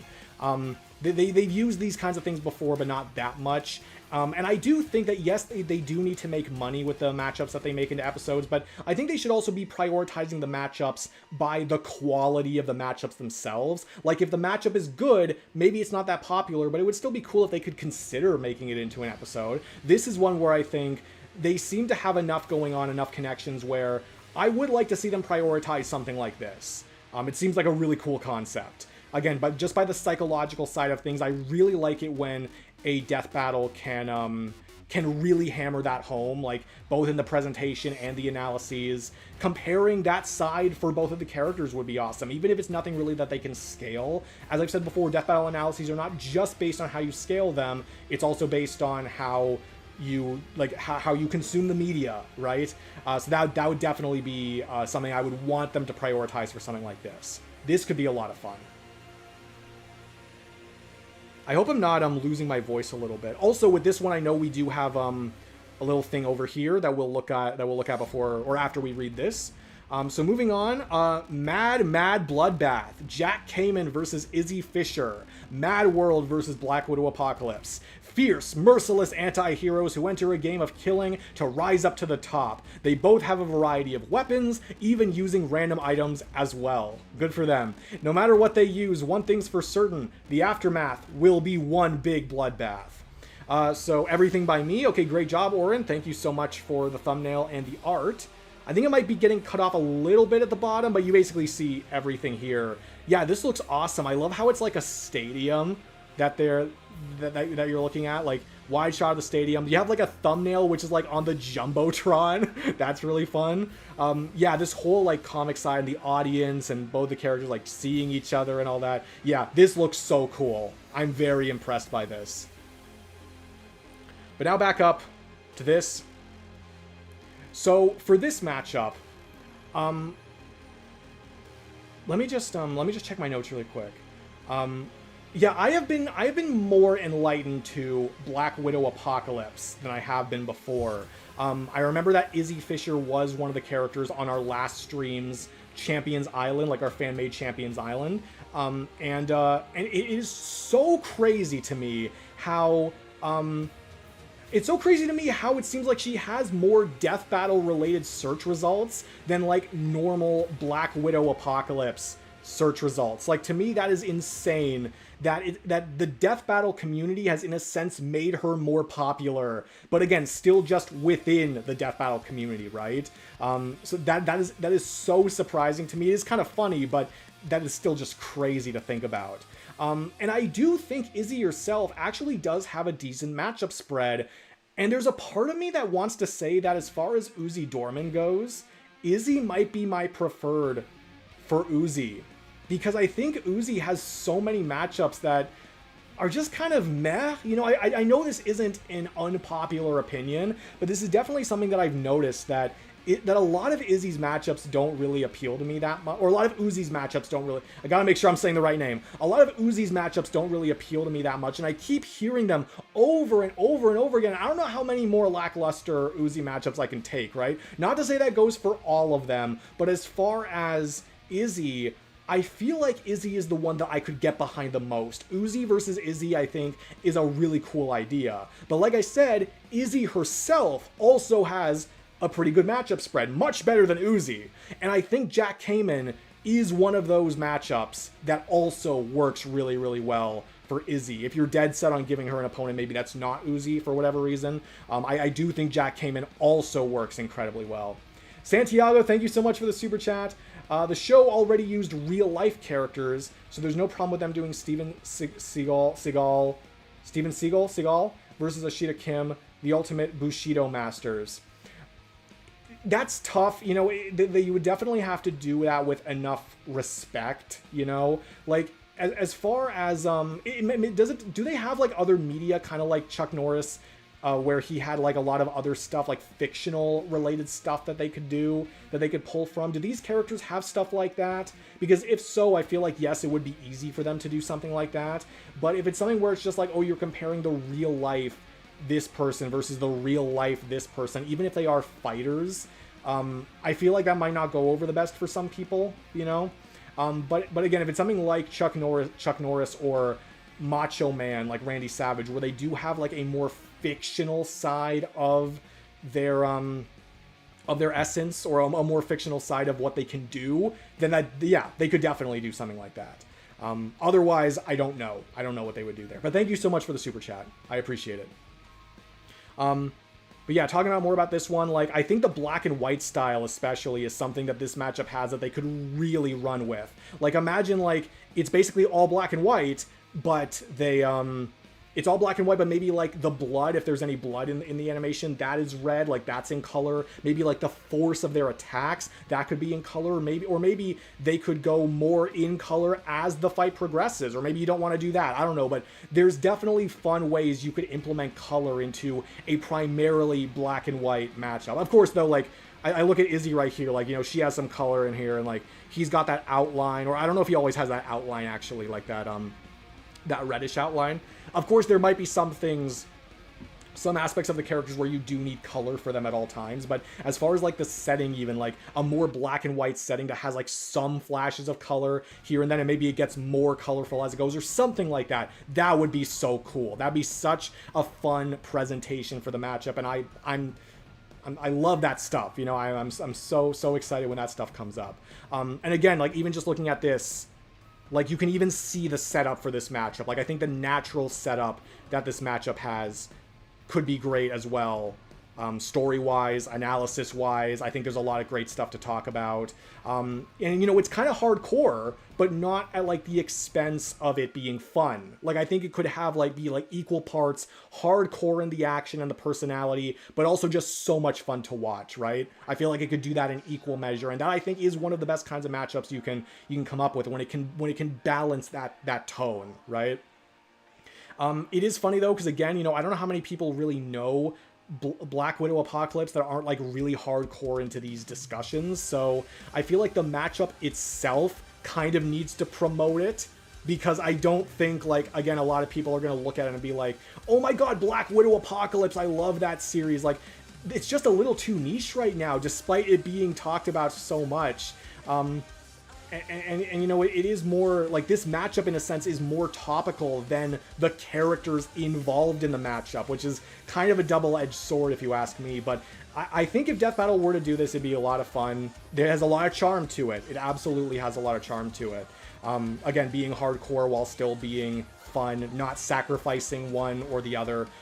Both could be so cool, both aspects. So yeah, there is a part of me that really likes Izzy versus Uzi, but I think this one, if Uzi was fighting someone else for whatever reason, which I think is very possible that they could put Uzi against someone else, then if that was the way it worked, then this would probably be another very, very top tier choice for Izzy. So yeah, really good idea. I like this idea. Let's get another drink of water before we move on.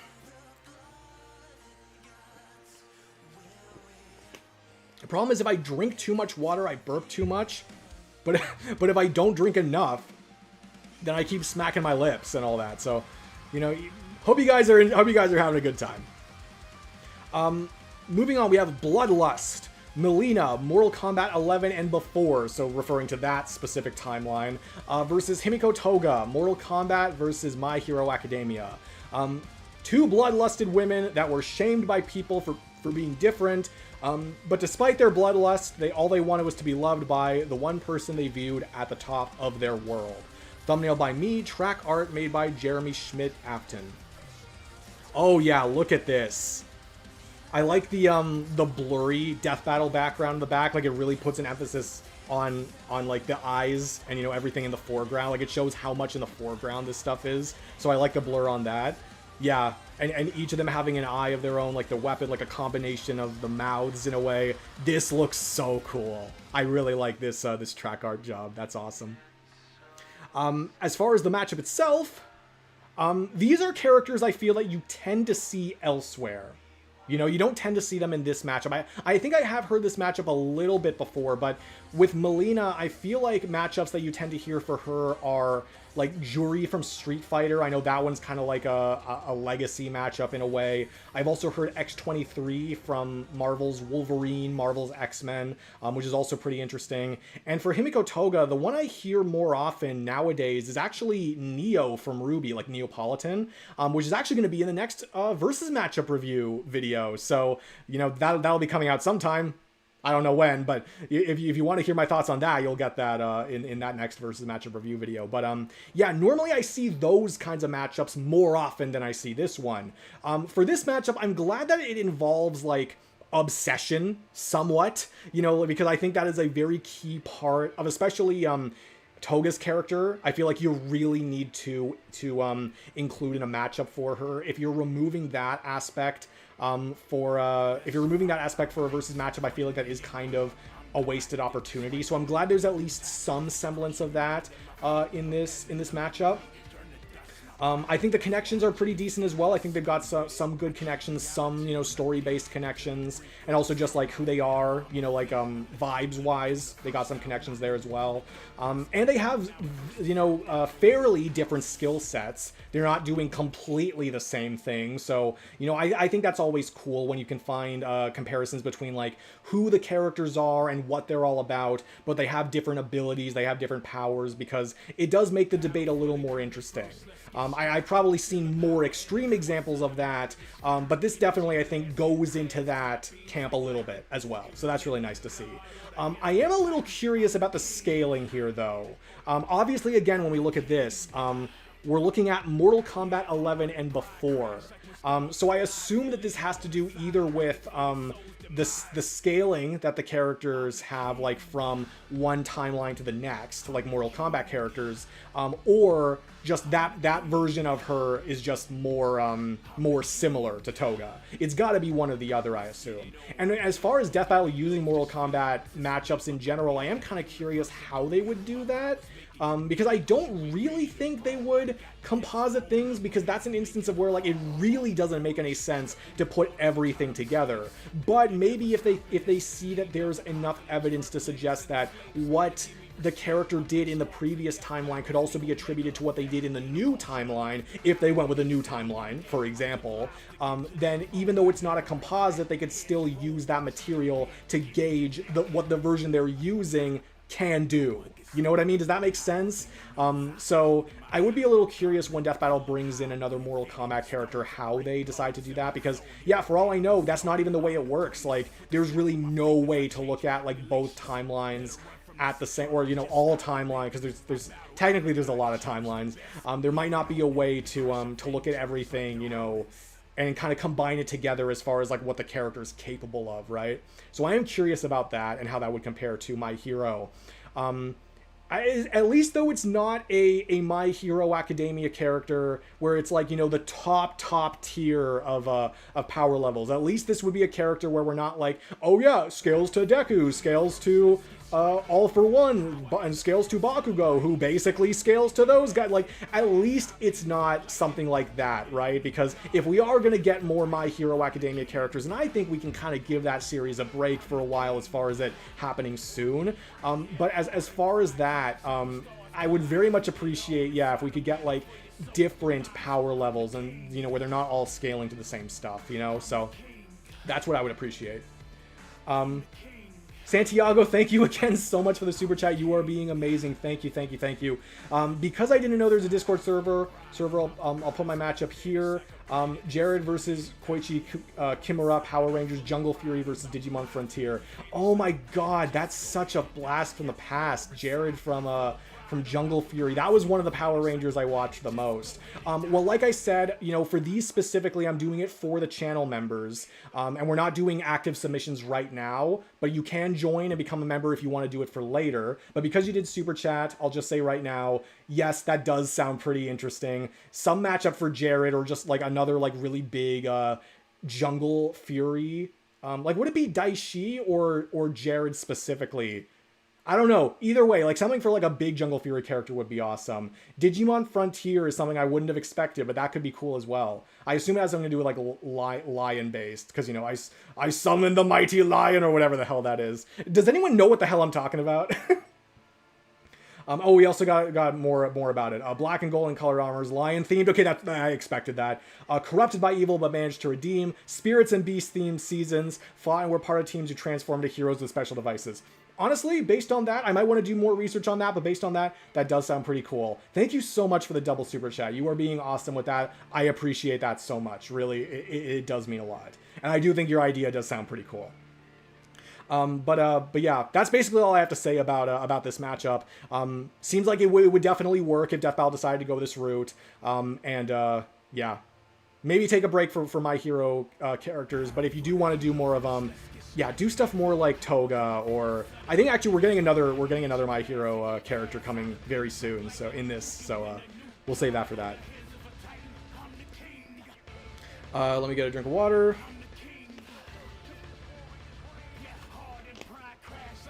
Aya Brea versus Jill Valentine. Parasite Eve versus Resident Evil. Thumbnail by me, track art by Dragonfly. Thank you, Dragonfly, for the track art. We will look at that in just a second. Iconic military women from classic survival horror games from the 90s, early 20s. I assume that means early 2000s. From the 90s, early 2000s. Delta Force and later on STARS Alpha Team for Jill and NYPD police officer for Aya. So I can look at this a bit down here. Parasitic Residence. That's really cool. It's very simple, but it does look very nice. I like how the entire lower third is basically all it's basically all explosions, and their hands and their guns. Attention, the guns look the same, right? I guess maybe there might not be a lot of differing detail on their guns. They basically just look the same, but that's okay. You can definitely tell by the hands though, like the different hands. Yeah, that's a lot of cool detail. And also the foggy effect up top. That's really cool too. That's something I'm not even sure I know how to do. I am not the best when it comes to graphic design, I'll be honest. Definitely something I would like to get a little better at. Maybe for the purposes of making track art, but I guess I'm just fine to stick with making thumbnails. But yes, talking about this matchup, Aya Brea versus Jill Valentine. This one to me is underrated. I think this would be a really fun idea. I know there are a lot of other Resident Evil matchups that kind of overshadow it. Like, you know, a lot of people want Leon to come back, or, you know, Nemesis versus Pyramid Head. I've heard that one quite a bit before as well. Yeah, but for this one, I would like this one to get a bit more love, because I think it is a little underrated. It is definitely more simple as far as like what the characters can do, but I've said so many times I don't mind that as far as debates or discussions or just episodes in general. I think people who, you know, their capabilities may be a little less crazy, they still very much have a place on Death Battle. Zero. Every combatant has the exact same moveset as Kirby. Yeah, we're doing all the YTP talk today, aren't we? You'll notice that the moveset of every fighter is the same as Kirby's. Not even special! Yeah, that's great. Thank you for that. That was a great laugh. And thank you so much for the super chat. I appreciate it a lot. But yeah, I do think this one is underrated. It feels right for a comparison for both these characters. It feels like these were the kinds of characters that were made to be compared to each other in this way. And it doesn't have to be a Halloween episode. I feel like there's a lot of cool matchups where, you know, they do deal with, like, you know, zombies, or again, like the whole, like, survival horror stuff, you know, or like Infected, where a lot of people are like, oh yeah, that should be the Halloween episode. But I think matchups that are good enough, you know, even to have scarier elements, don't have to be the Halloween episode. I mean, look at Leon versus Frank. That one was like the summer or something. It was the middle of the season. That definitely was not the Halloween episode. Thank you, Ranger Forever, for the super chat.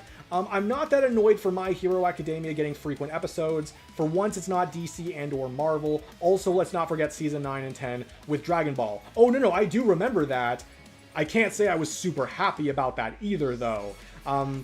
As long as the characters are different enough, it is fine, I suppose. But again, when we had like 3 characters in the span of a year where they all scale to very similar things. They have different powers, of course, but they still scale to very similar things. It just got really annoying for me.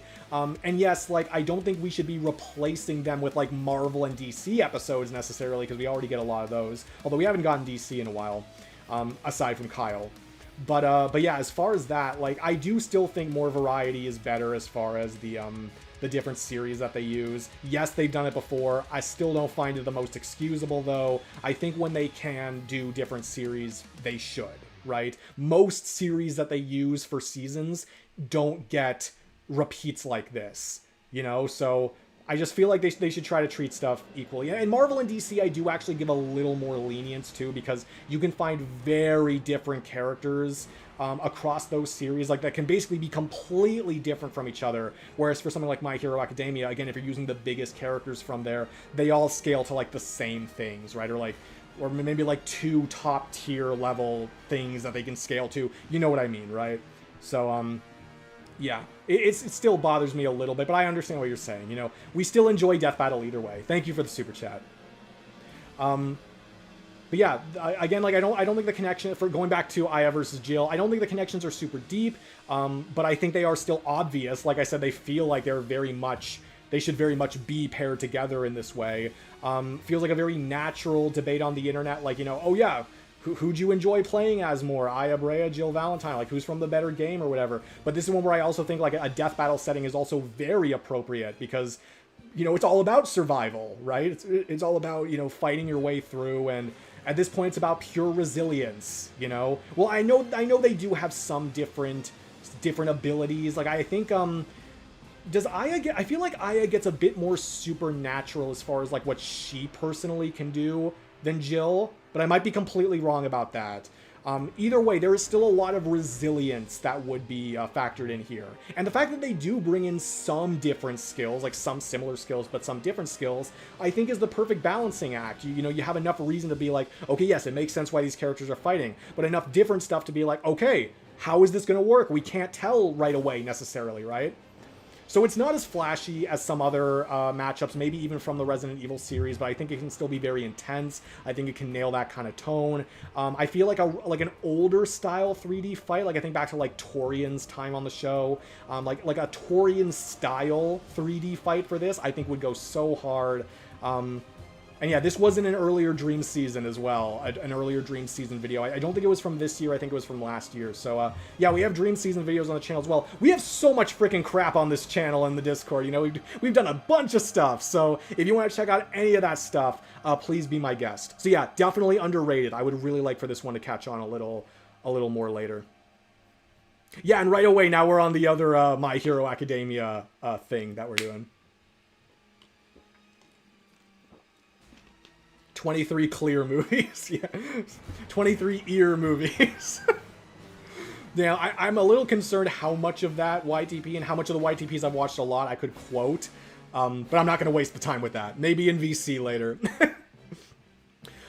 Next up, Punk Stars, Kyoka Jiro versus Spider-Punk Hobie Brown, My Hero Academia versus Marvel. Both heroes love rock, punk music, and are shown as band performers. They can both release massive shockwaves, vibration, and sounds. Hobie uses an electric guitar, while Jiro uses her earphone jacks in battle. Right, because it's the Hearing Hero earphone jack, right? Did I get that right? Something like that. Yeah, so this is really cool as well. Thumbnail by you. Very, very good job in the thumbnail. I really like that. The way they're positioned, that looks really cool. Yeah, so obviously Spider-Punk kind of popped off after Across the Spider-Verse. Not necessarily as far as versus matchups go, but just like in pop culture in general. I do remember that my first time that I really learned about this character, I think was from the Spider-Man Unlimited video game. Does anyone remember that? Like, it's like the Endless Runner Spider-Man Unlimited app, where you basically played as like tons of different Spider-Verse people, or not even just Spider-Verse people, but also like different suits you could unlock for Spider-Man. Like, I don't know if anyone actually knows that or if they remember playing it, but that's kind of like where I first learned about Spider-Punk, and of course I thought he looked awesome, and now I know a little bit more about him. And you know, as far as Kyoka, you know, she's not my favorite, my all-time favorite My Hero Academia character, but I think she's still fun to watch. You know, her personality and, you know, especially bouncing off of Kaminari, you know, so I think that's fun. I think she's a fun character to watch, even if she's not my favorite character. So yeah, both of these characters I think are cool, and I think musical fights are really awesome, especially when it comes to the potential for visual, obviously the audio, but also the visuals. I think the way that you present, like, you know, you could have like, just by, you know, I don't know, just for example, like Hobie Brown, you know, playing his guitar or whatever, like you could change the visuals just from that, or have like, I don't know, like a music shockwave like form around his body or something. Like you basically have like all the freedom in the world when you do a matchup like this, both visually and audioly, you know? You have so much freedom with that, and I would love for them to just go off. Musical matchups are so fun to me.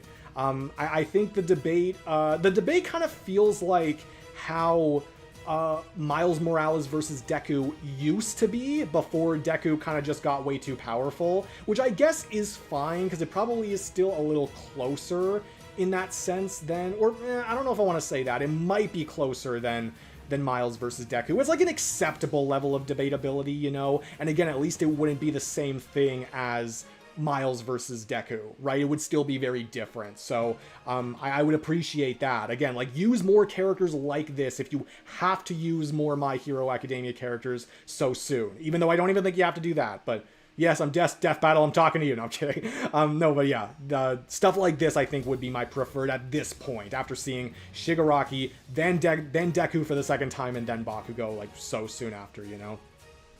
And My Hero Academia versus Marvel in general is just a really easy way to make matchups. Like, obviously, there's Cyclops versus Aizawa. That's a big one. Or Eraserhead, I guess, if you want to call them that. And there's a lot of other My Hero Academia versus Marvel matchups you can make, especially when it comes to, like, the X-Men, because, you know, like, quirks are kind of like mutants. But you can also clearly do a lot of Spider-Man matchups as well. I don't know if Death Battle would go to this one specifically next as far as like My Hero Academia versus Marvel, but it would be cool for them to kind of like explore some aspects that have not yet been covered, right? Like with Kyoko, I feel like you can focus a lot more on like the high school culture that the characters had, like that aspect more of the series. And with Spider-Punk, you can go even deeper into what, like, the whole Spider-Verse stuff was about, right? Because even with Miles' two matchups, they didn't really talk a lot about, like, how the Spider-Verse worked and, you know, a lot of plot points with that. I feel like Spider-Punk is a really good way to transition into that and focus more on that. So yeah, I don't know how popular this matchup is, but it's definitely one that I would be interested in seeing, just for the sheer way that they could present it, the musical aspect, both visually and from an audio standpoint. I'm an audio student, so something like this is always gonna speak to me. This would be very cool. One more drink of water. I always give you guys a bit of a heads up for what we're talking about next, while I drink my water.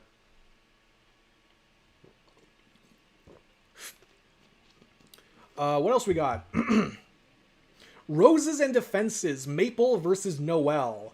Beaufry or... Okay, wait, hang on. I got this. What was the full name of this again? I'm trying to remember. I don't want to get hurt, so I'll max out my defense. Is that right? Did I get that right? I hope I did. Either way, Beaufry versus Genshin Impact.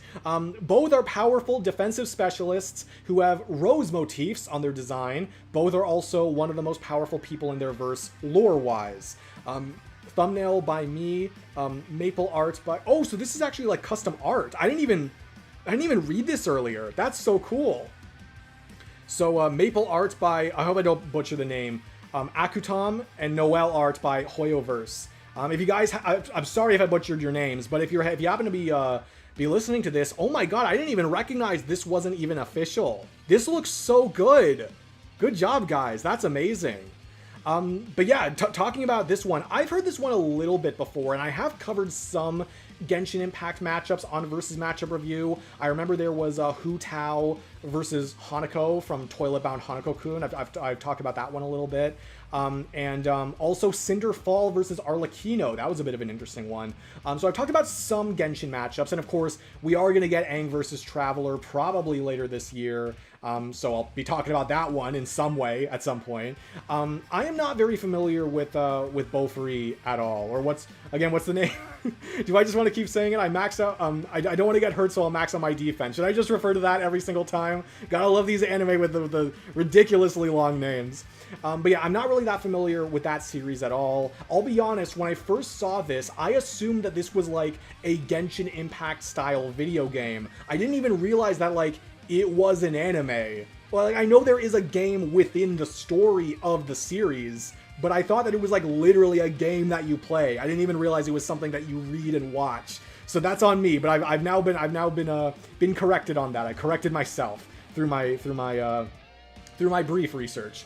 But yeah, that was funny. But yeah, overall, I think this matchup is actually pretty thematic. I remember when I first read this, like just this description, and I thought, I'm not sure if I really love the connective tissue here then. I don't know if I just like, oh, like powerful, you know, rose motif people that are powerful, right? Like, I wasn't sure if I really loved that, but after looking into it a bit more, no, there actually is definitely a lot more to this matchup. I think it would be really cool to see what a defense-based choreography would look like, you know, because these characters do very much specialize in defense, even more than I realized just by reading this. So they do specialize a lot in defense. It would be interesting to see, like, yeah, how would a matchup, or how would an animation that focuses on defense look? Because for every defense, for every defensive move, you need an offensive move, like equal opposite reaction and all that. I guess you just put more focus on, you know, them defending, like the actual defense, like where it hits, I guess. Maybe that's how you do it. Either way, that would be very interesting to see them try to do, just to see how Death Battle makes, like, an animation that focuses that much on defense rather than offense. Yeah, but I think the choreography could look really cool in that regard. It kind of reminds me of like Ruby versus Maka, or it gives me like the impression of like stylistically like Ruby versus Maka. I feel like it could look something like that, just as far as like the speed of it, but again also how they attack and defend.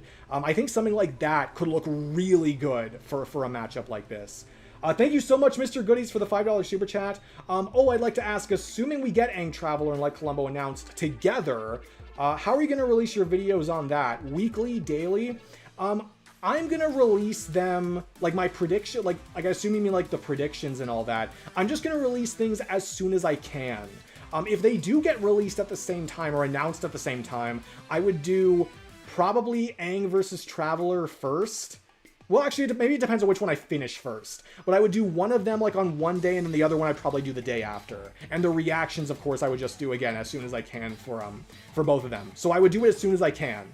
But probably not too prediction. I say predictions because, again, for Light versus Columbo, it's going to be a little different. But for that, yeah, it would basically be one day after the other for those videos. Because, like, I wouldn't want to wait that long. I guess it would help spread things out as far as, like, matchup scheduling. But I don't know, maybe I just wouldn't do, maybe I would just skip a week for a video or something. I don't know. I don't know if they're gonna announce them at the same time.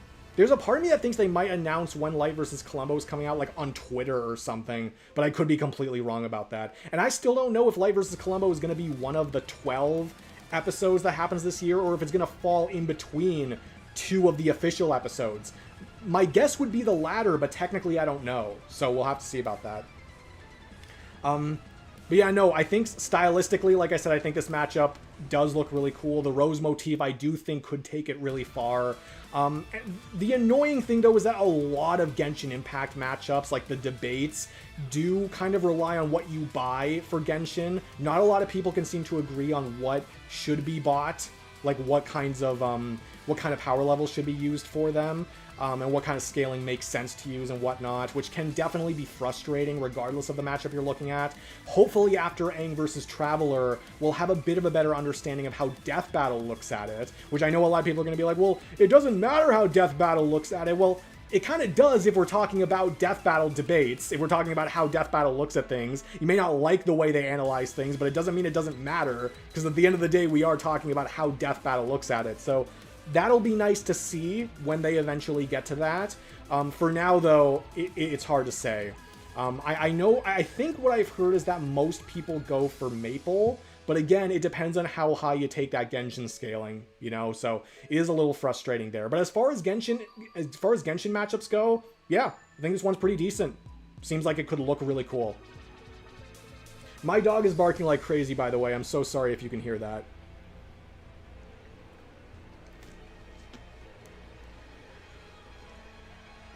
I assume the music is still playing. Yes, it is.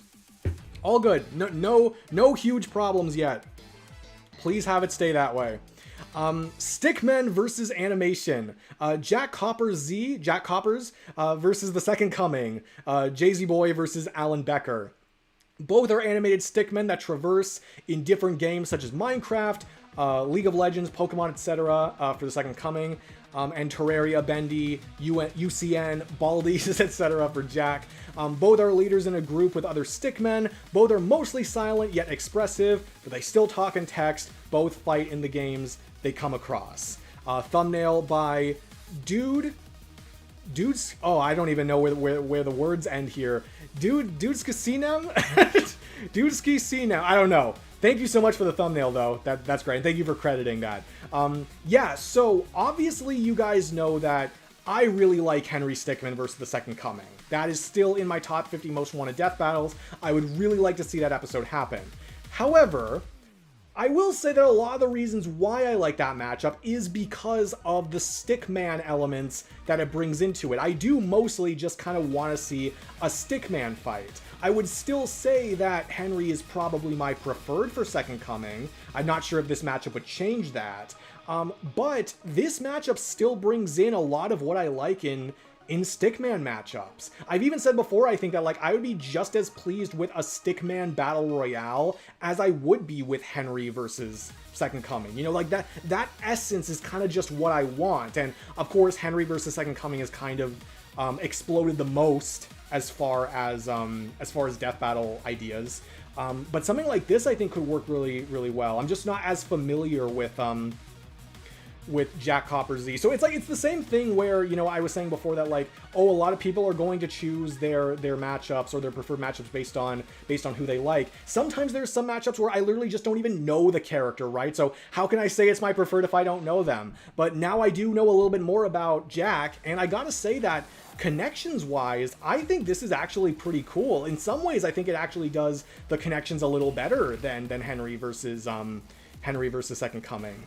Again, though, this is one of those matchups where you have the potential for like anything you want to do visually, which is always fun as long as you have the execution to meet that potential. Well, I don't know if I want to say meet, because, you know, how can you meet that level of expectation? But, you know, like close enough, right? Like something satisfactory on that level. I do think the dialogue is kind of funny how it's like you could have text boxes for them. I am curious though, would that kind of kill the pacing a little bit if you need time to like read the text box? So you need the text box to be on screen for long enough, and maybe you want to do it when there's not as much action going on, so again people can read it. Would that kind of kill the pace of the battle, I wonder? Would it be better maybe if there just was no talking, but then that seems kind of lame too? Maybe they would need to like really just like strategically place the text boxes. Maybe there would need to be a decent amount of action going on, but like action where you don't need to look at it so closely when it's happening. That would definitely be a balancing act. I'd be very curious to see how that works, but I think they could pull it off. I think they could find a way to pull that off. And yeah, unfortunately, this is one of those matchups where it's like, right now, just based on the kinds of matchups that Death Battle does, I really only see them using like the most popular characters from the various niches. I'm sure there's a lot of people who don't really know who Jack is, or maybe that's just me. Maybe I'm living under a rock. But even still, matchups like this are very fun to talk about, whether you have Henry, whether you have Jack, if you have Second Coming, or any other kinds of stick figure matchups. I think they're all like basically equally fun to talk about. So as much as Henry versus Second Coming is in my top 50 most wanted, if they were to announce this one, I would still be super excited just for the prospect of getting a Stickman matchup. I wouldn't be able to complain that much if they just did this one over the other one, even though it's not my preferred, you know? Something with these kinds of characters, I think they will get to it eventually, whether it's Henry versus Second Coming or something else. I feel like it would be Henry versus Second Coming, but that doesn't mean that we shouldn't be having these kinds of discussions, right? It's all a matter of you know, balancing what you want and what you think is going to happen. Just because you want something a lot doesn't mean it will happen, but that also doesn't mean that we shouldn't talk about the matchups, right? That's the beauty of this community, that we can kind of just talk about whatever matchups we want, you know? So yeah, this would be so fun. This would be great. Next up, oh, that's a spoiler tag. I was like, why is it blurry? Next up, Frank West versus Kyle Crane. Frank West from Dead Rising versus Kyle Crane from Dying Light. Both find themselves entering a city infested with infected while trying to uncover what happened under the guise of their own motives, yet still pushing themselves in harm's way and at risk to save those they can, even if someday they'll succumb to a familiar infliction. Very morbid. Thumbnails by me and Meanie. Track art by That One Gamer. Okay, so we got a few things actually. So we got this thumbnail over here. I think this is just another thumbnail. Yeah, we have another thumbnail over here. So we have both of those thumbnails. Drink them in. And then we have volatile journalism. Holy. This goes hard. Oh, that's so cool. Oh, like I like how the infection is like on one half of the face. That's something I didn't even really notice at first, that like it's one half of the face and the further half of the face, like away from the camera, is like, I mean, I guess the eye is still glowing, but you know, like that's a really cool touch. And they have things the characters use. That's fun. Oh, even the text as well. Yeah, that all looks great. Gamer, if you're listening to this looks dope as hell. Very good job on this. Let me get a drink of water, actually. I forgot to get a drink. Yeah, at some point I think I'm gonna have to get more water. Just because I'm still like projecting as much as I can. And we still have a few matchups to go. I don't know if I'd say we're almost done. We're approaching getting close to the end, I guess I'll say. So yeah, Frank West versus Kyle Crane. So Frank is one of those characters who has a lot of different opponents. I personally am not married to Frank West versus Ash Williams like I think a lot of people are. Even though I love Ash Williams and I'd love to see him get on Death Battle. By the way, do people know that Ash Williams has a musical? Because I remember I said to my Discord server I was going to the Evil Dead musical, and people were like, what? He has a musical? And I remember thinking, like, that's the first place I remember hearing him from. Like, hearing that he existed from. I know he has way more than that, but yeah, no, he has a musical. I did see the musical. It was interesting. They tried their hardest with the budget that they had. You know, I think there are definitely other places that probably did it better, but yeah, no, that was a lot of fun. If you guys haven't seen it, or if you're able to see it, definitely go see it. But yeah, I'm not married to that idea, Ash versus Frank, partially because of Herbert, also Herbert for Ash, right? Yeah. Ash Williams versus Herbert West. Yeah, that's the one that I think would be kind of fun, because it is kind of like Boomstick versus Wiz in a way. I don't know. That's one that I think would be fun. I think that's pretty underrated. Kind of gets a little overshadowed. But yeah, as far as this one specifically, I didn't hear this one that much before. This is like one of the first times I think I'm hearing it. I feel like Frank is one of those characters like Agent 47, like we talked about in the previous Ballot Banter stream, where he just has a lot of opponents. A lot of opponents that can work for him just by pulling on the right strings, or just by being generic enough that it's kind of like, okay, well, yeah, obviously these characters work together because they're you know, the connections are generic enough that it works, right? That kind of thing. I feel like Frank is a character like that. I feel like Kyle is one of his many matchups where you could definitely argue like, yeah, it makes sense for him. So I want to see it, you know? I do think the connections are okay. I think they're decent enough. I think the personality clash between these characters could also make for fun dialogue. I feel like with Frank, you always got to get good dialogue in there, right? I feel like his opponent needs to have some level of that as well. With Leon, I think it worked well because, you know, they're both kind of known for their dialogue, but like they also have very different ways of talking, you know, so like you kind of have that clash going on there. So I feel like something that can kind of leverage that for Frank, that works. Because yeah, you got to get a good script for him as far as the dialogue goes and the animation. I think so anyway.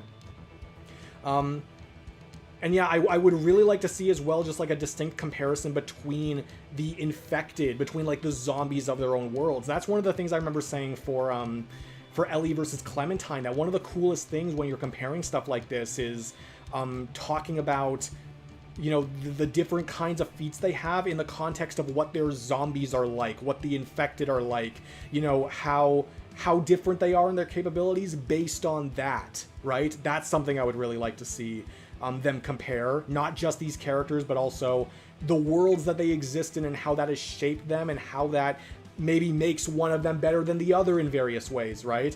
That's a type of comparison that I think is necessary. Excuse me. So I keep burping, I'm so sorry. That's one of those comparisons that I think is absolutely necessary when it comes to talking about matchups like this, you know, that deal with a lot of like zombies and infected or whatnot.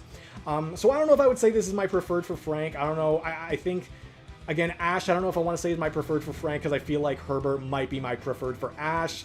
So I don't know for sure if this is my preferred for Frank, but again, like I said, it still very much works. As long as it delivers on the tone and the representation, I feel like this is an episode that can still make a lot of people happy, even if it wasn't maybe the one that they wanted. Because again, a lot of these opponents for Frank, I feel like have very similar appeals to each other. And Death Battle, I think, is going to utilize those appeals to the same degree, regardless of what the matchup is, right? So as long as they can still do this well, then I think it would work really well. You know, I think it could still be a very fun time.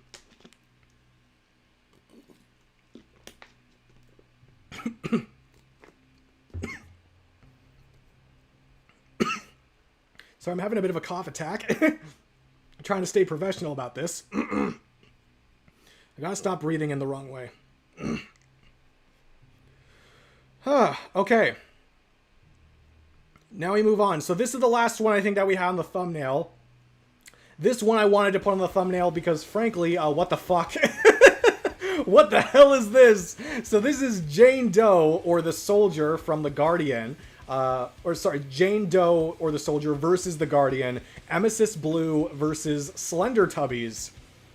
The hat-wearing, solo-surviving main protagonist of fan-made horror projects based on media known for its goofiness, like TF2 and Teletubbies. I mean, goofiness for sure, in very different ways, but yes, definitely goofiness. Our protagonist has to survive and fight back against the other characters they have come to know, who have been turned into grotesque monsters.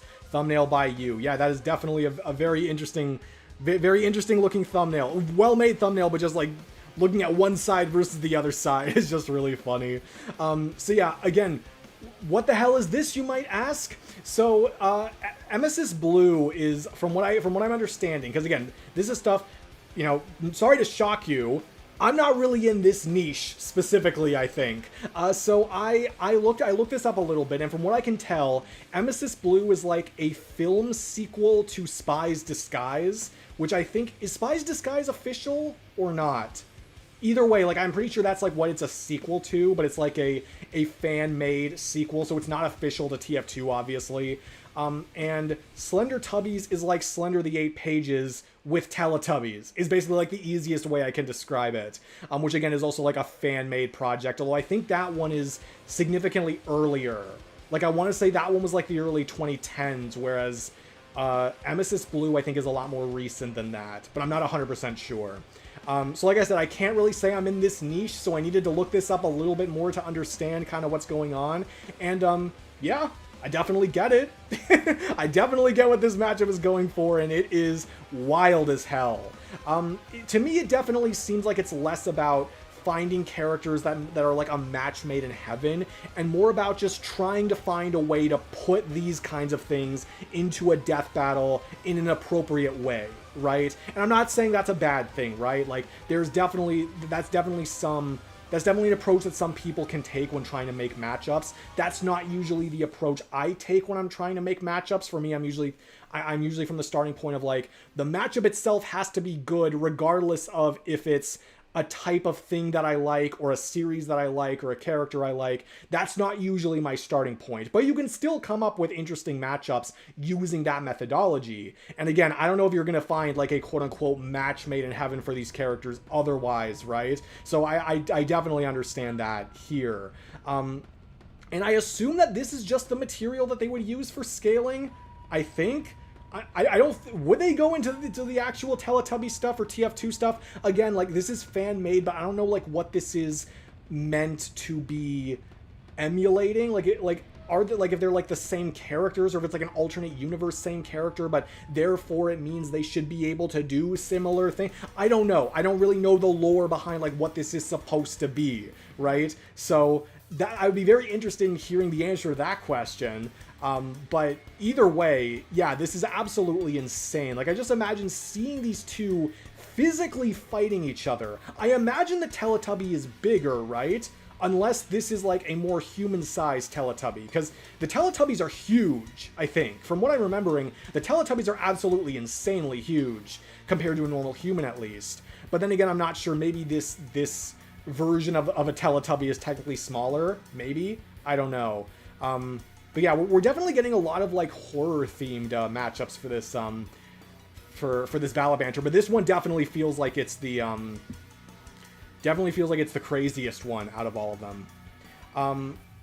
And yeah, I won't have a lot to say about all the submissions. I don't have much more to say about this one. But I can definitely say, color me intrigued. I have a lot of questions, probably more questions than I do answers about like what I think about this matchup. But anything that has to do with fan work stuff, I think is fun.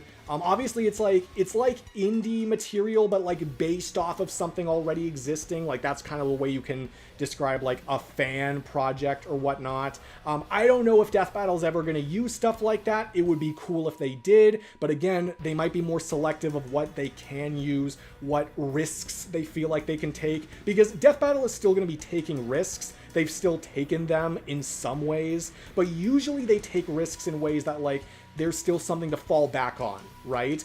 I'm not sure about this one, if they would think the same way here, but the sheer fact of like the ridiculousness of this concept is like, holy hell, this would be fun. This would probably be like a fever dream, maybe even a nightmare, maybe some nightmare fuel depending on what they put in the animation. But the concept itself is enough for me to be like, I kind of want to learn more. I'm not gonna lie, I kind of want to learn more in a good way, you know? So thank you for the submission, because I'm happy to have learned more about these guys, if nothing else. Teletubbies are basically 10 feet to 6 feet. Okay. Again, though, I don't know if that compares to this. 6 feet, I guess, is kind of human size. 7 feet, you could argue, you know, for the taller humans is also human size. But yeah, the 10-foot thing is kind of, I think, what I had in my mind.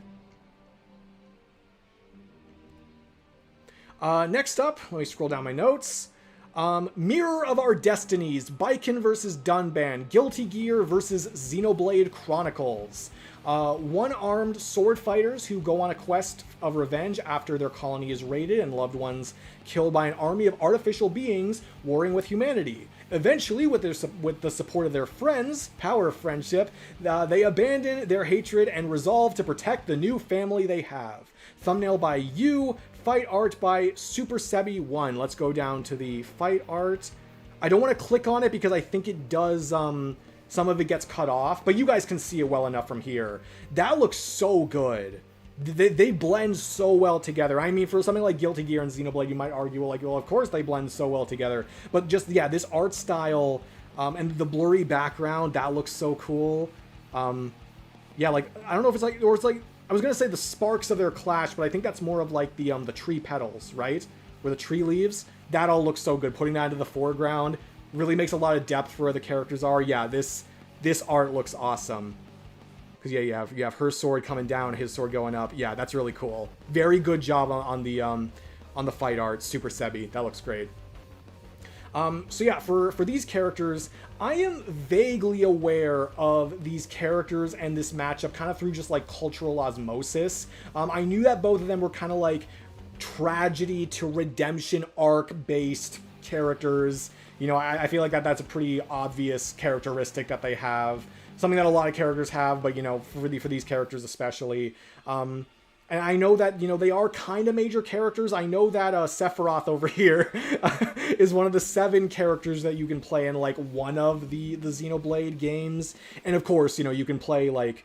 There's a lot of characters you can play in Guilty Gear with it being a fighting game and all that. But I know she's like more of a supporting character and all that. So like they're not the main characters, but you know, they're prominent enough for fans of the series to obviously know who they are. And these series are absolutely crazy to compare as far as like specific scaling goes. You know what I mean? Like for me, I would personally be more excited for this matchup happening, not because of the specific characters necessarily, but because it's like, it's Guilty Gear, it's Xenoblade. How does Death Battle interpret them, you know, clashing together? How do they interpret which one's stronger? How do they do all of that, right? That's like the one thing that I would be really excited to see, because yes, they have used Guilty Gear, but let's be honest, they really haven't, right? Like, they used Guilty Gear one time in Season 2. There's definitely way more to that series. And yet, anything for Xenoblade. They literally haven't used Xenoblade at all. That would be awesome to see them use as well. I would love that. Whether it's from Dunban or Shulk. You know, I think Shulk versus Lightning is actually a matchup that's also going to be in the next versus matchup review video, so stay tuned for that. But yeah, for this one, it would be cool, I think, just talking, like, comparing their movesets to each other and incorporating that in the analyses and the animation, like putting a big emphasis on their movesets and like maybe which one, you know, is overall better than the others, just comparing them directly to each other, because moveset comparisons I think are always cool. The theme looks like it has a lot of heart, because again, you know, the power of friendship, eventually redeeming themselves. That's always nice for Death Battle analyses and making the analysis of one character mirror the analysis of the other. And as you guys know, I love learning about the lore of the characters, not just like, you know, who the characters are, or, you know, what they can do in the games, how fun they are to play, but also like the real heart of their character, you know, their main arcs, how they impact the characters around them. I love that stuff, right? So this looks like a really easy matchup for that. And yeah, I feel like these kinds of games are really easy to, like, you know, just put together in a versus matchup. But I still want the matchups themselves to be fitting. You know, I was saying before, you know, I'd be so cool to get a Guilty Gear versus Xenoblade matchup, but I still want the characters involved to make sense in a matchup with each other. I don't just want it to be like, oh, any Guilty Gear versus any Xenoblade. And this looks like one of the better matchups you can make for these two series, if not the best one. So that's cool. Yeah, nice idea. I would probably still like to learn a little more about it, but just from what I'm seeing here, looks really cool. And once again, we have another Spider-Man related character in I Am Your Nemesis, The Spot versus Rob, Marvel versus Gumball. Once just a background extra, their life was ruined after a terrible, unlucky fate. With nothing left, they turned against the protagonists of their universe, blaming them for their creation and threatening to end everyone they love. So yeah, we're kind of going from a somewhat revenge story, kind of going to like redemption, to literally just a revenge story, which is fun. Thank you so much, Infinite, for the $5. First time super chatter and submitter of Dunban versus Baiken. I also pitched it to Ben and Chad. Thanks for the kind words. Yeah, I hope Ben and Chad had good things to say about it too. Yeah, I think it would be a lot of fun to see. Yeah, thank you so much for the pitch, and thank you so much for the super chat, or for the pitch. Thank you for the ballot banter. Hope you enjoyed your pitch, and thank you so much for the super chat. Let me give that a little heart right there. Yeah, I appreciate that a lot. Thank you. Yeah, no, it's a cool idea. I definitely think it's a cool idea. Hope it gets some more traction with some people. I think it has been suggested for the who would win polls, right? Maybe someday it'll get some more traction with that as well. That'd be cool. Of course, anything that I do for versus matchup review is going to be like more structured, less rambly, probably more specific detail. So again, stuff like this is way more just casual conversation, like the actual ballot banters that Death Battle does, right? So that's the whole point. This is not meant to be a substitution for versus matchup review. It's just a different way to talk about matchups, you know? But yeah, thumbnail created by Cone KQ or Kona Q, I don't know, on Reddit, I think. Either way, thank you for trying. Thank you for posting the thumbnail. So yeah, Spot versus Rob. I've heard this one quite a bit before. I feel like a lot of people have heard about it a lot before at this point. So as I've said before, for using specific versions of characters, I only like doing that when it's like absolutely needed for the matchup that you're putting the characters in, you know? Like otherwise, I think like if you're just using a specific version of a character just to do it, or even just to make like the debate more interesting, there are times where I'm like, I don't really know if I love that, because why not use like the most well-known version of the character? Why not combine like what's realistic to combine for the character? Because like why are you just arbitrarily leaving things out, right? Or if it's for a debate, again, it's like I don't like the idea of like just changing characters just to make the debate more fair, because you run the risk of misrepresentation if you do that, right? So usually that's kind of my stance when it comes to using specific versions of characters. This, however, is definitely a matchup where, yeah, you kind of do need this version of the Spot in order to make it work. And it's so funny to me how it's not even just that. Across the Spider-Verse, Spot has so many different versions of, or not so many different versions, has so many different opponents. Across the Spider-Verse, Spot has so many different opponents that you can put him with. And as far as like Marvel Comics Spot, it's basically just Polka Dot Man. And I don't even think that matchup is like the best matchup in the world or anything. It's like, it's just like the one that you can kind of make for him realistically. And now that I see it, actually, this does just say Marvel versus Gumball. But based on this, I have to imagine that we're focusing more on Across the Spider-Verse. We're more so using that version, or I guess maybe you can combine the two, although that is a little weird, especially since I don't really know if you have to, because Across the Spider-Verse Spot is more powerful, right? Or he can at least do things that, you know, Comic Spot can't do, although I think there might be one or two things we haven't seen from Across the Spider-Verse Spot that maybe Comic Spot can do. I don't know. Either way, I'm going to assume that this is more or less just Across the Spider-Verse Spot. And if so, yeah, this is a matchup where that absolutely is necessary for them to use. And yeah, Revenge is a fun vibe. It's always a really fun vibe for death battles. I feel like, though, that is a bit of a touchy theme, because when a character's motivation is so focused on another character, whether it's revenge or not, but when it's like so focused on another character, you kind of lose that in the animation. You can focus on it a lot in the analyses, but when you have the characters interacting with each other, you might lose some of that, you know, this character is so focused on this one character from their world, but then you kind of can't see that in the animation because they're obviously not fighting that character, they're not interacting with that character. So as long as you can get a balance of like still, you know, making their personality shine through enough, then I think they can still work, but it might be a little difficult to make sure that you can get that balance.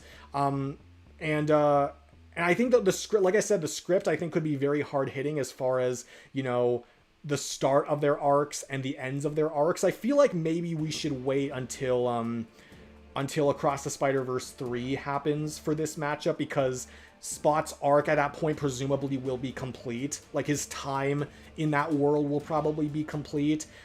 As far as Rob, I think he's more or less done, right? I know there's more Gumball coming out. Is Rob going to be in that? Because if so, then again, maybe it might be a little better to just kind of wait until that's finished. Because again, when it comes to like revenge arcs and all that, usually I'm not one to say we should wait until a character is finished, all their stuff, you know, necessarily before they get brought into a death battle. But for the sake of the analysis writing, I kind of feel like it would be best if we wait for these characters to be finished, because then the analysis, I think, might just be better written. You know, the flow of the analysis would be better instead of just basically leaving it on like a cliffhanger analysis-wise, you know? I think that would be better. And yeah, I think the personality is great. I think the spectacle could be great. I think both of those combined really just equal a winning formula. I can imagine that fans of these franchises, like the Spider-Verse movies and Amazing World of Gumball, would love this, as long as they just go all out, or they go as hard as they need to for this. I think this is a very easy people pleaser for the people who like these series. So for that alone, I think this would be cool to see. And yeah, the only other like main matchup I can think of where it uses like specific versions of characters that I really want, other than Old Man Logan versus Last Ronin, because my mind immediately jumped to like Chaos versus Superhero Squad Doctor Doom, all with Marvel characters actually. Yeah, like there's some matchups like that where I do really think you need to rely on that version of the character, and yeah, this is definitely one of them. But I think it could turn out really good with the right writing, and maybe if they wait long enough. I would prefer, I think, if they did that. I think we're getting close. I think we have 2 more left to go. I've actually been talking more about these matchups than I expected that I would, but we're also making decent time. It's been about 2 hours, a little over 2 hours, so I definitely should be able to get out of here within like 45 minutes. Because again, that's kind of my hard out for today.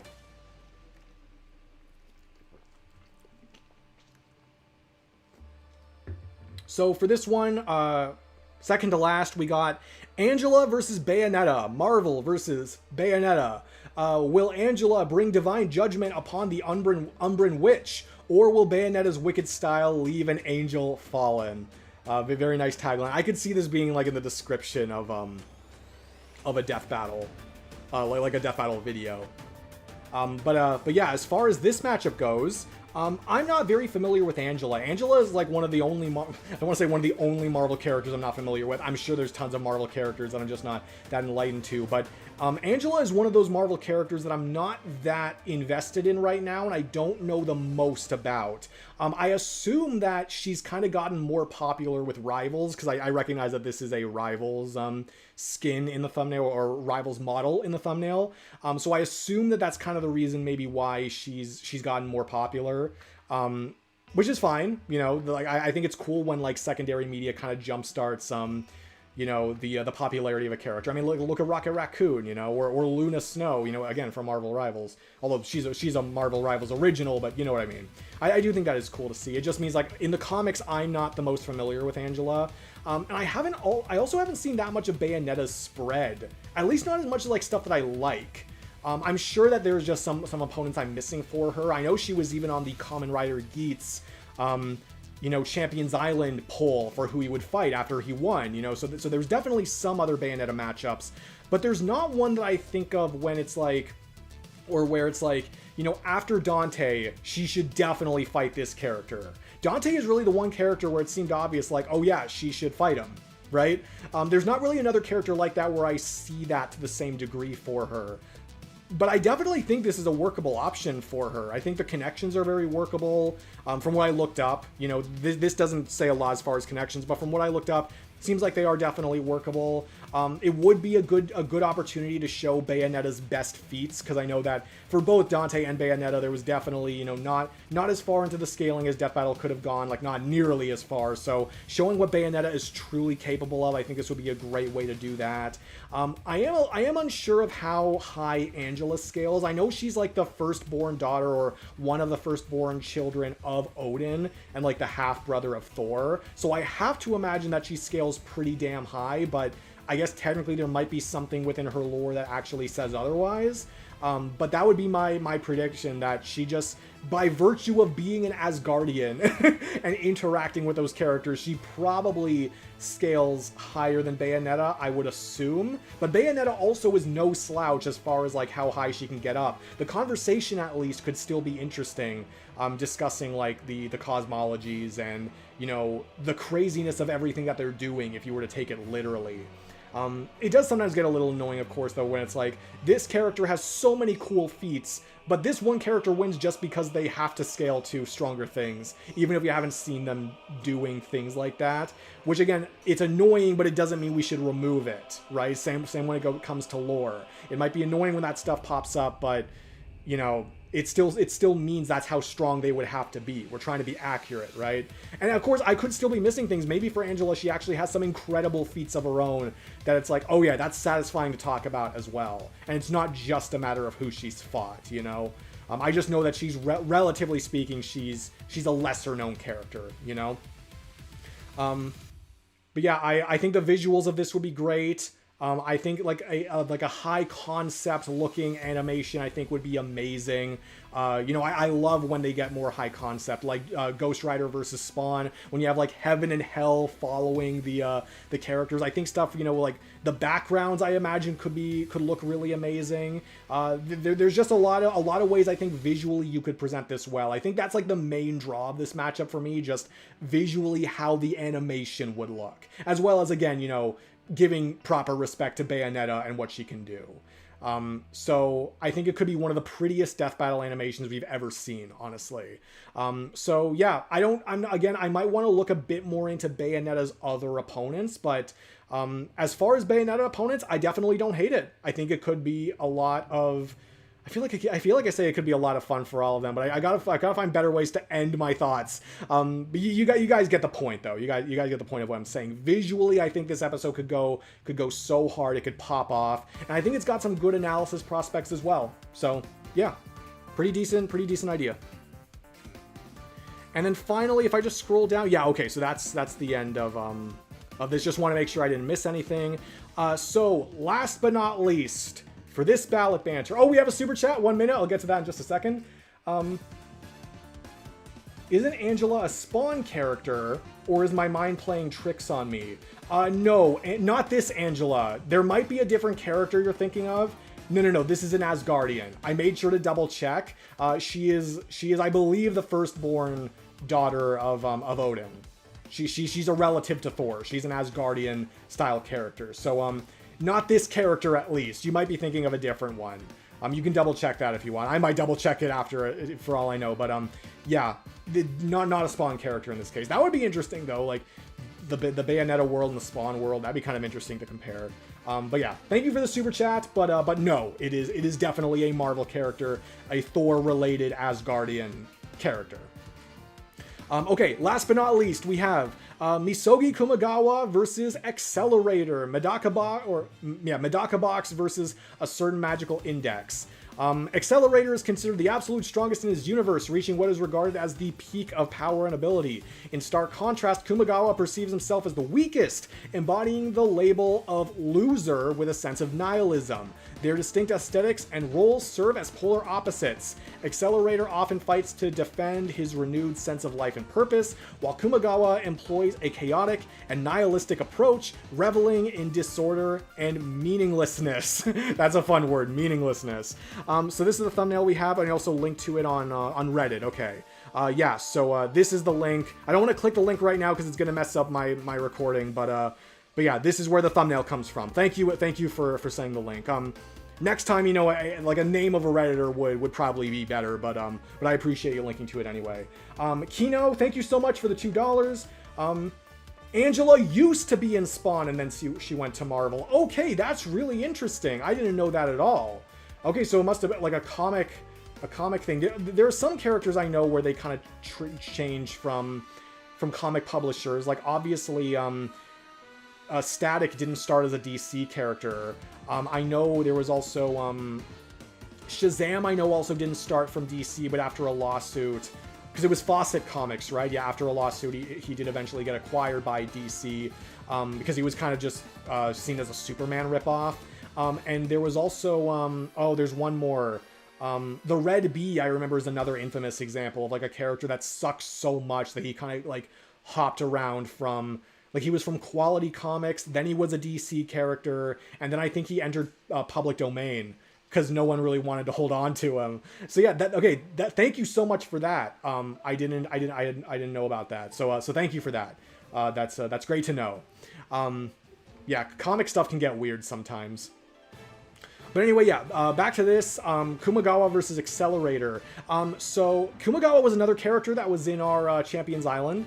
Again, if you want to go check out that stream, you can go check that out as well. Makes sense, because like characters like Izzy and Kumagawa, who were who are appearing in matchups like this, they were also submitted by these people. Because again, people who are members, they do generally get first crack at stuff like that. Specifically tier 3 members, to be clear. But it makes sense that we're seeing some of these characters pop up again, you know, from an event, but also on stuff like this, like Ballot Banter. And the two characters that I had if Kumagawa had won, because if you remember from there, the two combatants that I had in mind for, like, you know, the poll for if the character had won, and then I would ask the chat for the other two characters for the poll. The two characters I had prepared for Kumagawa if he had won were Accelerator and Mr. Nobody from DC. Those I think are pretty predominantly, like, or mainly, like, his two matchups, which makes sense. And yeah, people really wanted Accelerator on Death Battle for a while. I remember that before Misaka got on Death Battle to fight Killua, that's his name. Before that happened, I know there were a lot of people that were shouting Accelerator matchups, like Magneto. When Magneto was teased for, wait, no, it wasn't Magneto teased, it was Tetsuo teased. I remember when Tetsuo got teased, yeah, there were some people who were like, I don't want Magneto to fight Tetsuo, I want Magneto to fight Accelerator. I know that was a big one people were talking about for a while. So yeah, Accelerator is a character some people have definitely wanted. Of course, you know, we do have a certain magical index on Death Battle, but only as one matchup so far. Be cool to see that one come back, for sure. And yeah, again, based on this, like, I don't really consider this necessarily as, like, a contrast matchup. I mean, maybe in some ways it is a bit of a contrast matchup, but again, it's not to the point where I think, like, well, these characters really don't have anything in common. That's how many contrasts they have. That's not really, like, how I perceive this, you know? I perceive it as, you know, they're similar enough that it still works. And this definitely seems like a matchup where they put a lot more focus into their abilities, hacks, and frankly just bullshittery over their stats. Because they might not be, like, physically the strongest combatants that we've ever seen, right? Like, I feel like that's not really the point of these characters, but their stats, or sorry, their hacks and their abilities and what they can do is really where these characters shine. And I think that, you know, you can have a fun stats versus hacks debate every now and then, which again, I kind of go back and forth on how much I actually like those kinds of debates. But I think a matchup where it's like, physically the characters might not be that strong, but their abilities just push them so much forward, and you're basically looking at two kinds of characters like that against each other, that definitely appeals to me as well. I guess you could probably figure out, though, like, realistically who would win if you look deep enough into the hacks that they have, but it still makes for a very interesting discussion when you have to go into the nitty-gritty of the specific abilities that they have. Santiago, again, thank you so much for the super chat. If they're going to make another real-life characters, I root for Sylvester Stallone versus Arnold Schwarzenegger from Hollywood. Both composite, all their characters in one, fighting to show who's the greatest. That was a matchup that Death Battle actually was considering doing. I think it was before they landed on Terminator versus RoboCop. They were thinking, like, yeah, putting all of Sylvester Stallone's characters in one versus all of Arnold Schwarzenegger's characters all in one. And yes, I don't know if they would ever do it now, because again, that was way back when, like, season 1, season 2 time when they were considering it. And I haven't really seen much discussion about it since then, but I would love for them to do that again. Yes, if they put an emphasis on those characters. I'm just trying to think, though, like, is there any, like, Sylvester Stallone character? Because if there was, like, a specific Sylvester Stallone character or Arnold Schwarzenegger character that I want to see in their own matchup, then I may have to pick and choose, do I want that one or do I want the other one, like the composite? But I don't really think so. I don't think there's one matchup for any of their specific characters that I would want over the other, you know?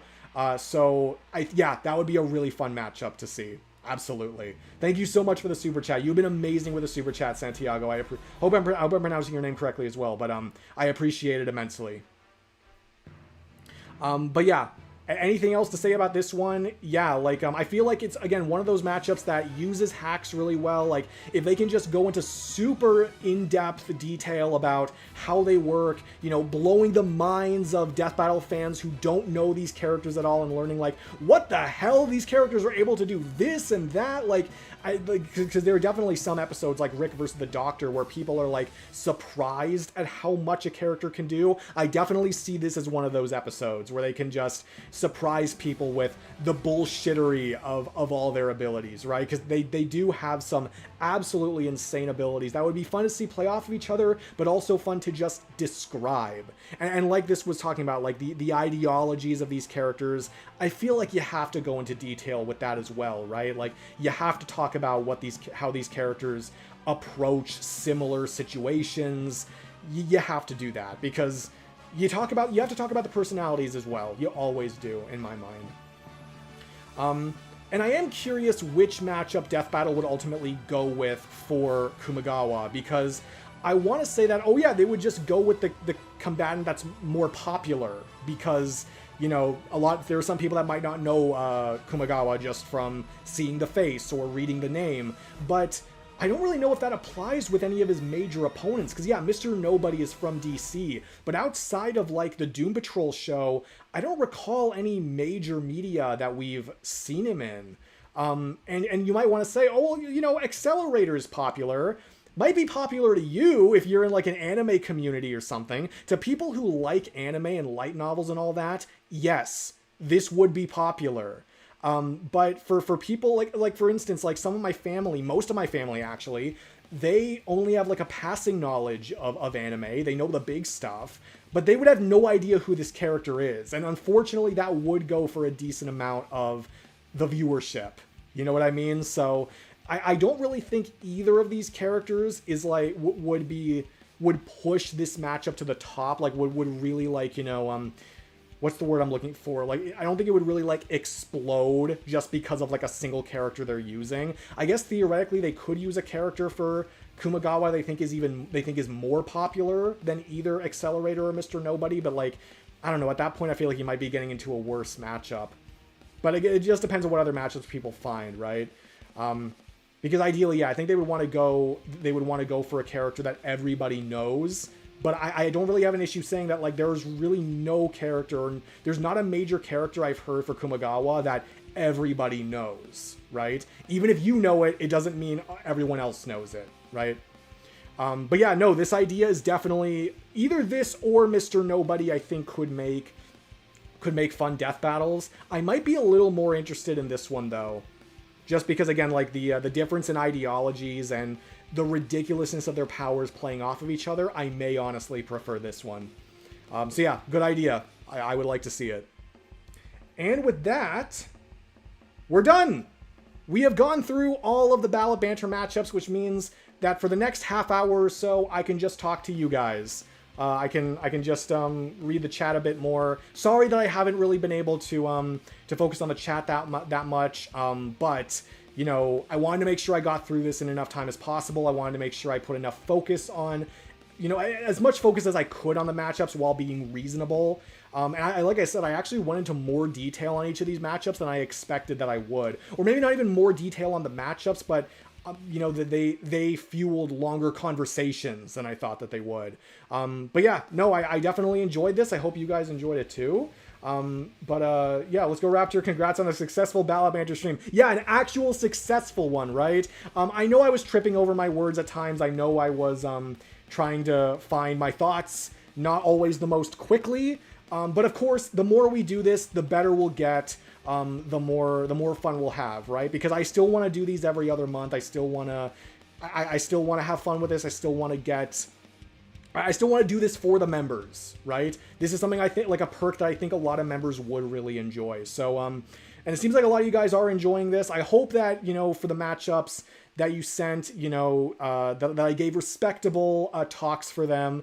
Again, not all of them I like as much as others. I still want to be honest with that, but still putting a positive vibe generally on things. And like I said at the beginning of this, we do this every other month. If you want to submit for this kind of thing for the next time, the join button is down below. Just become a member. You don't have to, but that is what, you know, that is how you do this. That is how you get matchups on Ballot Banter. So yeah, and again, if you enjoy just watching this, I also very much just appreciate that. But yeah, and of course you can see here now that I'm on my standby screen, you can see all the you can see all the members that we have. Or I think these are the tier 2 and tier 3 members. Tier 2 in green and tier 3 in purple. So those are all the members. If you want to get on this list in videos and if you want to get on this list in videos and streams or whatnot, you know, that'll appear in basically every video, and also in the description. All channel members are written in the description, even tier 1s. If you want to add on to that, then of course you just got to become a member. I would appreciate it a lot, but of course this is only for the extra stuff on the channel. All you want to do, you do everything you want to do. Don't worry, old son, my next submission will not be will be a not shit post one. I mean, you can do whatever you want. But if you want to submit something more serious, absolutely, I will be sure to give it its time as well for the next time. I appreciate you being a member either way. You can kind of just submit whatever matchup you want because that's the way it works. Again, that's the trade-off, that if you're a member and you submit for Ballot Banters, you get your matchup talked about no matter what, right? As opposed to versus matchup review, where it does go more in depth, but you know, that is chosen collectively by people, so it's a little different. Also, Raptor excited for Coyote versus Acme. Yes, absolutely excited for that. Trailer looks dope. Also, you know what other trailer? I just shook the camera, sorry. You know what other trailer looks dope? The Clayface trailer. Both of those trailers recently came out, and I am like equally excited for both of them now. I knew the Clayface movie was going to be more of like a horror thing. But you know, seeing the trailer, like, it makes me realize, like, oh, they're going that direction. They absolutely are. And you know, obviously it doesn't mean it will be good for sure, but I'm really excited. Really excited for the Clayface movie now. And yes, Coyote versus Acme, thank God it's actually happening, right? Thank God they were able to make that happen.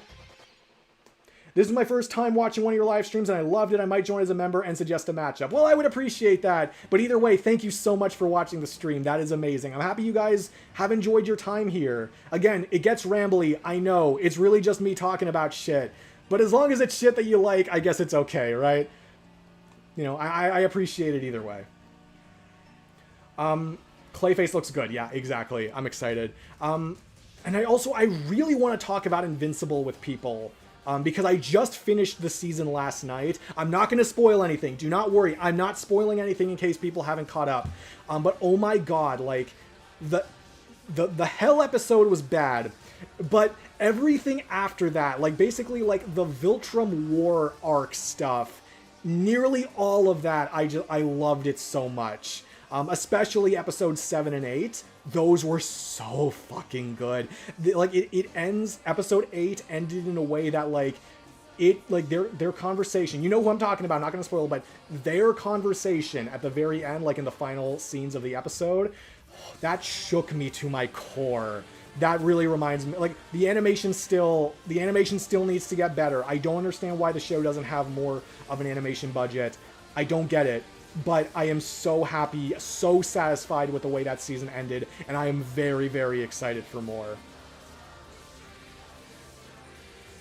I might join in too, just to see your thoughts on certain matchups. I should also say that you don't need to rush with that if you don't want to, because again, when I reopen the live Ballot Banter chat, you'll have like 2 months to submit, so you don't have to become a member immediately if you don't want to. But if you want to get your submission in early, you know, to make sure it's earlier in the stream, then that you can do that for that purpose, right? So that's up to you. Just make sure you don't forget about it if you do want to do it. I appreciate that either way. I'm not a member. I just watch to see what these specific matches will come up with. That's amazing too. I appreciate you being here. I appreciate everybody being here. I'm nearly finished with Invincible, and so far I've loved most of it. Yeah. It's not always the greatest thing in the world, but when the writing hits its strides, and the voice acting, of course, is incredible, but when the writing hits its strides, it is lovely. In a gory way, but lovely. Imagine if we got the trailer for Coyote vs. Acme during the waiting period for Wily vs. Tom. Yeah, that would have been absolutely insane, and it would have probably driven up a viewership for that episode. Definitely wouldn't have happened that way, but yeah, that would have been great. What are your thoughts on Killer Bean versus Hank? Do you think it could happen in the future? It's pretty fair, since Killer Bean Unleashed is canon and buffs Killer Bean. I don't know that much about either of those characters. Hank, I think I know who you mean. Killer Bean, I think I've only seen, like, every once in a while. Do I think it could happen? Yeah. What do I think about it? I don't have any opinions on it right now, but it sounds like it would be fun. But that's basically all I can say about that. Again, if you want more prepared stuff, you can submit for Ballot Banters, but yeah, that's only if you want to.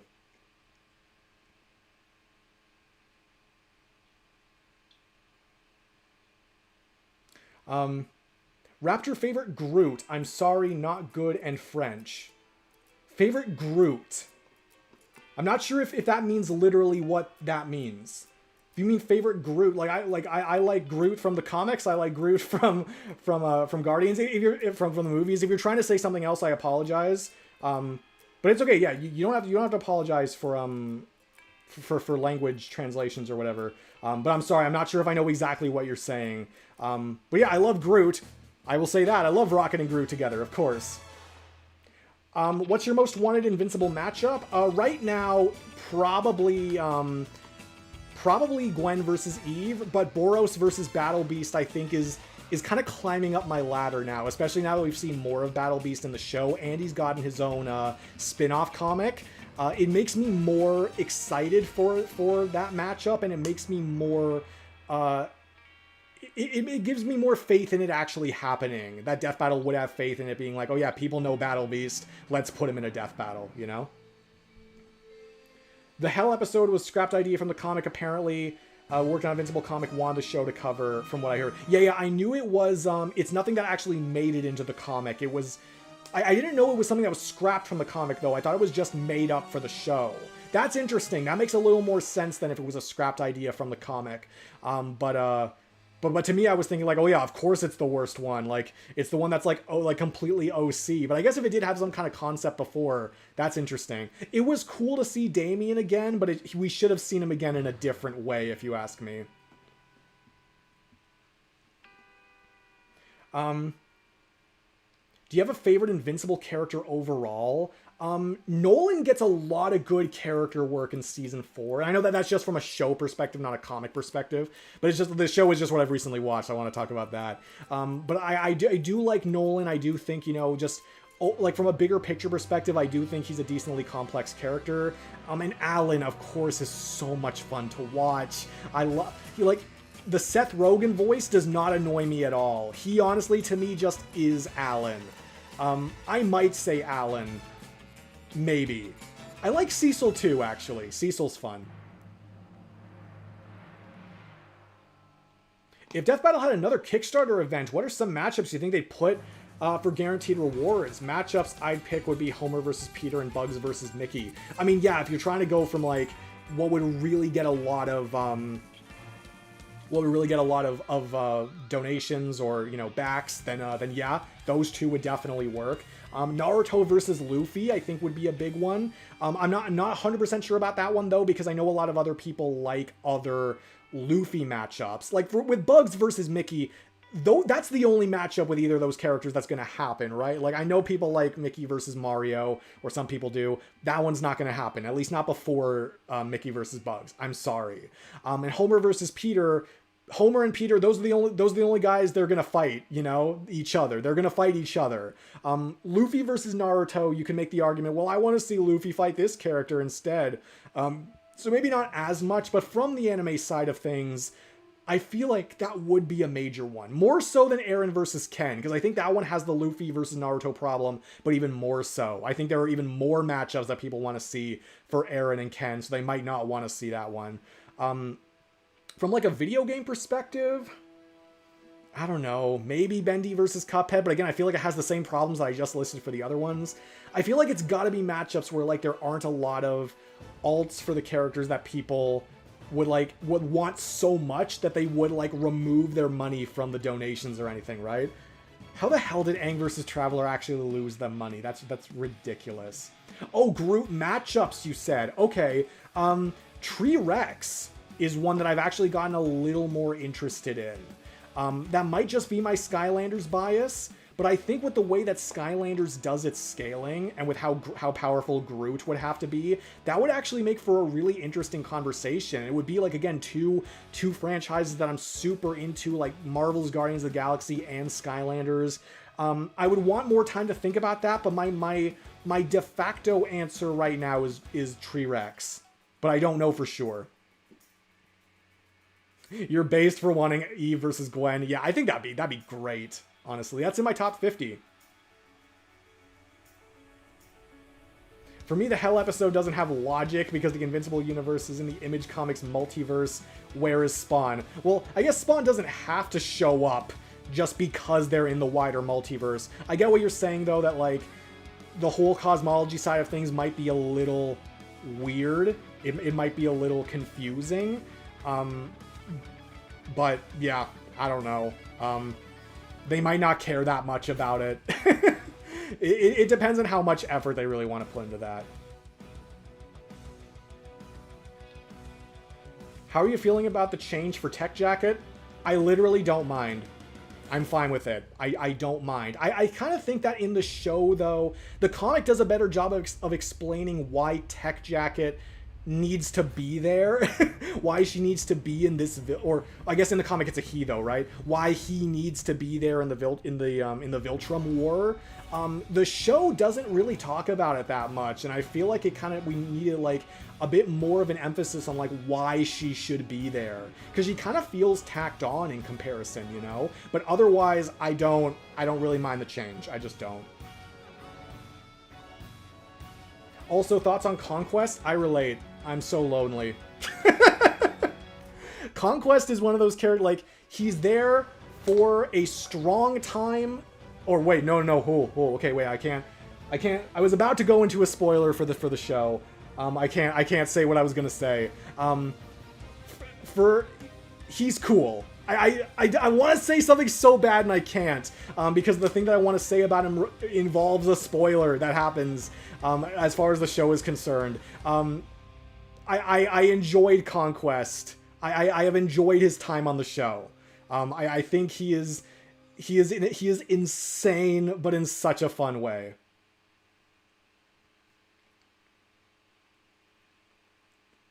Tech Jacket versus Tech Jacket. I mean, I don't think Death Battle would do any matchups like in like comic version of a character versus show version of a character.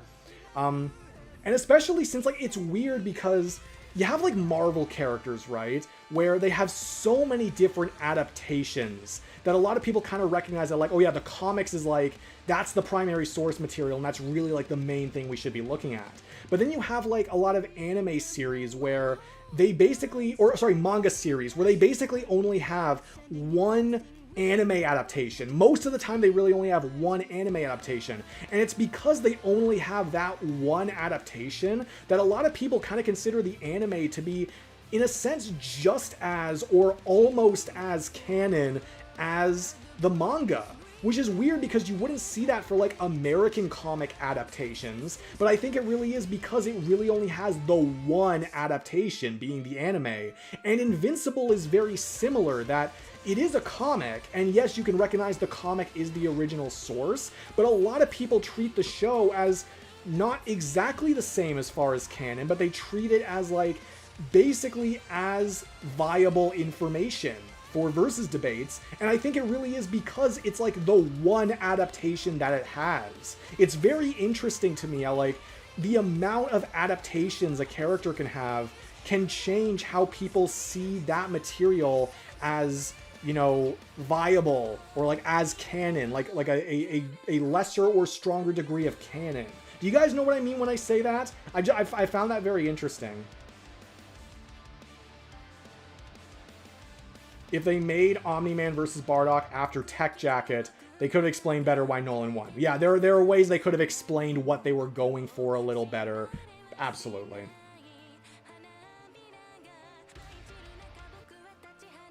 What do you think is the best Conquest death battle? I don't really think it's Nappa. Just because I think that's just a less interesting version of Omni-Man versus Bardock. We've already had Omni-Man versus Bardock. That's one of those matchups where I think it is a little... Even though you could argue it's close, I feel like it is a little irrelevant just based on the death battles we've had. You know, based on Omni-Man versus Bardock. I kind of just feel like we don't need that one. I've heard Conquest versus Overlord, which, you know, seems interesting. I'd probably go with that one, but I think that's because I just haven't heard a lot of Conquest matchups right now. And you know, apologies if you do like Nappa versus Conquest. It's just, you know, the whole Saiyan versus Viltrumite thing, I feel like we kind of got the most interesting version of that. And the debates between most Saiyans and most Viltrumites aren't different enough for me to think it's worth giving them another episode. You know what I mean? Not gonna lie, real quick, I love these Ballot Banters more than Death Battles, to be honest. They're too busy and as low-key barely talk about the matchup. Here it's so much more engaging and fun, I find. Okay, well, I appreciate that a lot. Yeah, I think maybe if, like...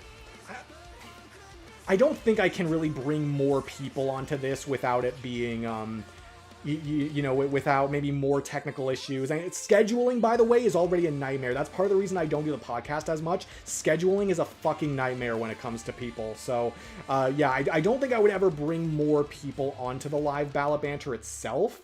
But there is a part of me that worries that, like, you know, I'm only one guy. I'm limited by my knowledge of what I'm looking at. You know what I mean? So if there's a character I don't know that much about, I don't have, like, another person to turn to and say, like, you know, what do you think about this? Do you know more about this character? Do you agree or disagree with the things I just said? It's just based on me. Of course, though, it does mean, yes, I am able to talk more about the matchup specifically, but it is still just reliant on me. So it's kind of like two sides of the same coin there. I am happy you appreciate this, though, because, yeah, I do think that with it just being me, I need to have some distinct things to say about the matchups, and I've tried my best. Hopefully I can do better. And again, if more people submit more matchups for this, I will probably have to lessen the amount of time I take on each of them, but I will still make sure to have distinct things no matter what, right? Because that's the point. That's the point of all of this. How about future Gohan versus the evil Marks? I don't really like that one. I've talked about this in a versus matchup review video in more detail than I want to talk about here. I don't remember which one it was that I talked about it in, but basically to me, I don't really see... I guess the easiest way I can explain it is that I don't think it fixes any of the debate problems that the original Gohan versus Invincible has good enough to justify taking out all of Gohan versus Invincible's legitimately good, you know, connections and aspects and dynamic, you know? I feel like it is honestly a worse trade-off, but that's just me. Again, if you want more thoughts, I have another video on that.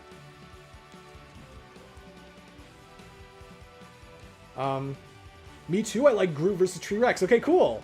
That's cool. I should suggest more indie on the Ballot Banter, because, yeah. I mean, obviously, like I said, I'm a big supporter of more things on Death Battle is good, you know, more variety, and that does include indie stuff. I have found that one of the funny things I find for indie fans is that the Venn diagram between people who like indie and people who, like, love indie and are obsessed with it, and that's, like, the main thing they talk about, is almost a perfect circle. And I'm not trying to insult anybody by saying that. That's just one of the things I've noticed. That it's like, oh yeah, if you're into indie stuff, you are into it. And that's great. You know, that's fine. I'm glad you guys like what you like.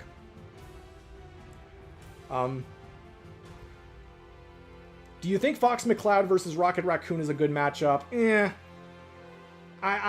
Not my cup of tea, personally. I like Fox, but I think Rocket already had his best matchup with Stitch, obviously. But yeah, Fox, it would be cool to see Fox come back but I think Rocket's weapons are kind of just too much for the conversation to be interesting, I think, unless I'm really missing something. Unless I'm really missing something on the Star Fox side of things. Although, actually, to see them fight in their ships would be cool. That's something Stitch versus Rocket you could have done, but that's not really the focus of that matchup, you know?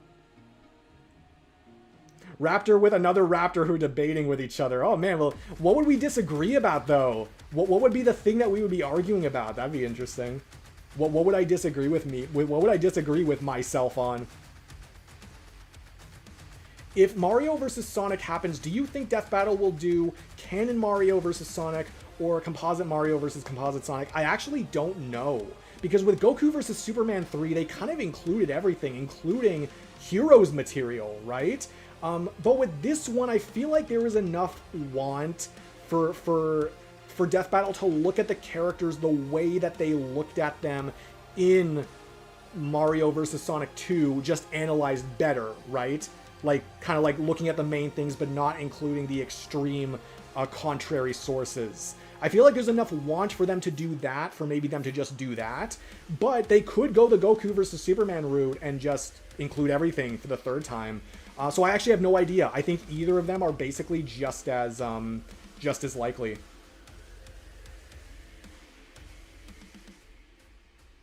What were your thoughts on Thrag in the show? Lee Pace is a great actor. His voice wasn't initially what I had expected for that character, but it really grew on me. His performance as Thrag was really good.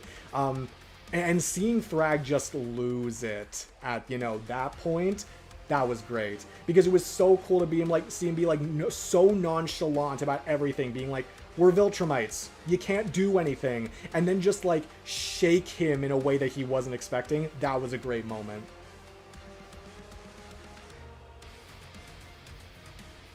I love how all the matchups in the banter are very unique. Yeah, definitely is. It means I have to make sure I know what I'm talking about for some of them, and I have to make sure I get some notes and all that. But yes, it is cool to see unique matchups.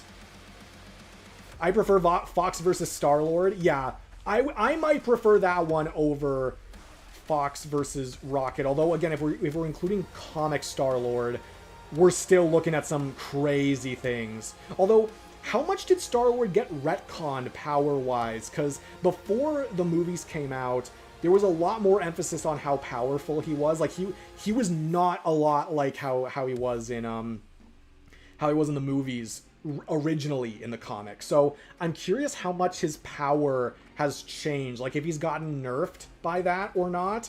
Because if we're looking at pre-2014, pre-Guardians of the Galaxy movie, it definitely would have been a really one-sided thing. Now it might be a little better.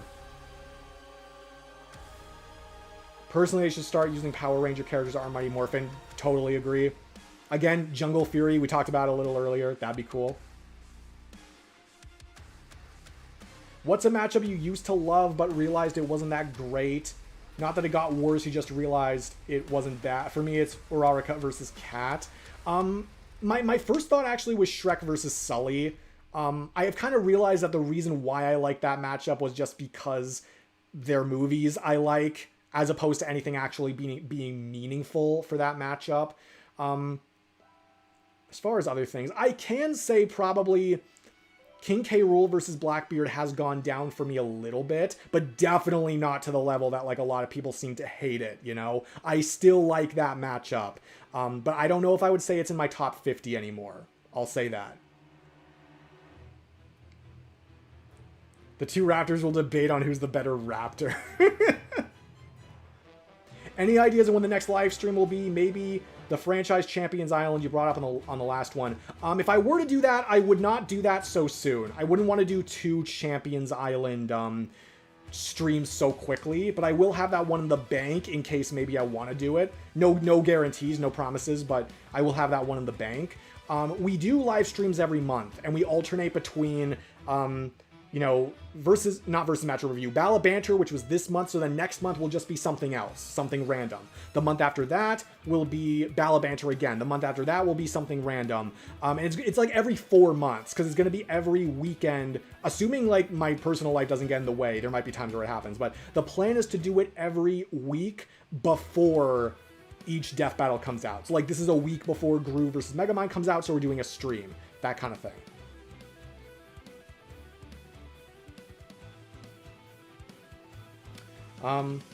Honestly, Raptor, even if you don't know the characters to match up, you still bring in tons of great discussion points to it. Big props. I appreciate that. Yeah, I like to think that even if I can't say much about the characters specifically, I can talk about like the kind of matchup that it is and like my opinions on that sort of thing. You know, I like to think I can do that decently well, even if I don't know the characters that well. And that I think is like my go-to talking point for, you know, if I can't say too much about the characters. Obviously for Green Goblin versus Joker, I had a lot to say about that specifically, but that was because, like, yeah, there was more of a tangent for that one. What are your thoughts on analog horror, creepypasta, and SCP getting onto Death Battle? And do you have any favorite characters or series that are related to those subjects? I think they can be on Death Battle as long as the matchup just works. I feel like it might be a case-by-case thing. I don't think we should be removing them from the concept of being on a death battle just because they might be harder to analyze or more frustrating to analyze. There might be some characters, though, where it's a bit much. You know, we might not really be able to make it work. As far as any big ones, I like to see a Slender Man death battle, personally. Analog horror, like Dr. Manhattan versus Richard Nixon is still something I'd be very interested in seeing. And like SCP specifically, Toru and Wonder of You versus 096. That's probably my favorite SCP matchup right now. I would like to see that a lot. Low-key big questions, should Death Battle and Mr. Beast have a collab? No, I think they're fine as they are. I don't think we need to, I don't think we need to do it. Because anytime they do like anything that's like more sponsored or anything, or any sort of collab, like, not to say it's awful, but like it detracts from the real Death Battle stuff, right? At least to some degree, and I just prefer when they play it straight. Which Doctor Doom matchup do you personally prefer? Doom versus the Master, Doom versus Gilgamesh, or Doom versus Vecna? You will find out in my next versus matchup review video when I review Doctor Doom versus Vecna. So you'll have to wait for that. What is your preferred Optimus Prime matchup? Oh, for Optimus to come back? This is one where I honestly think a specific version of Optimus Prime versus a specific version of Superman might be what I want. Because, like, regular Optimus Prime versus regular Superman, again, like, I understand a lot of people really like that one, but it is another one where it's like, the debate is so obvious that it kind of ruins a lot of things for me, I can't lie. It would be great to see those two characters in, like, a comic crossover. But I don't think that automatically means that, like, oh, that means we should put them into a death battle, right? I think some people do work better for the crossover aspect than the debate aspect or the fighting aspect. And I know some people, like, they kind of just want a death battle to happen because really they want a crossover between characters to happen, which is not the way I like to look at it.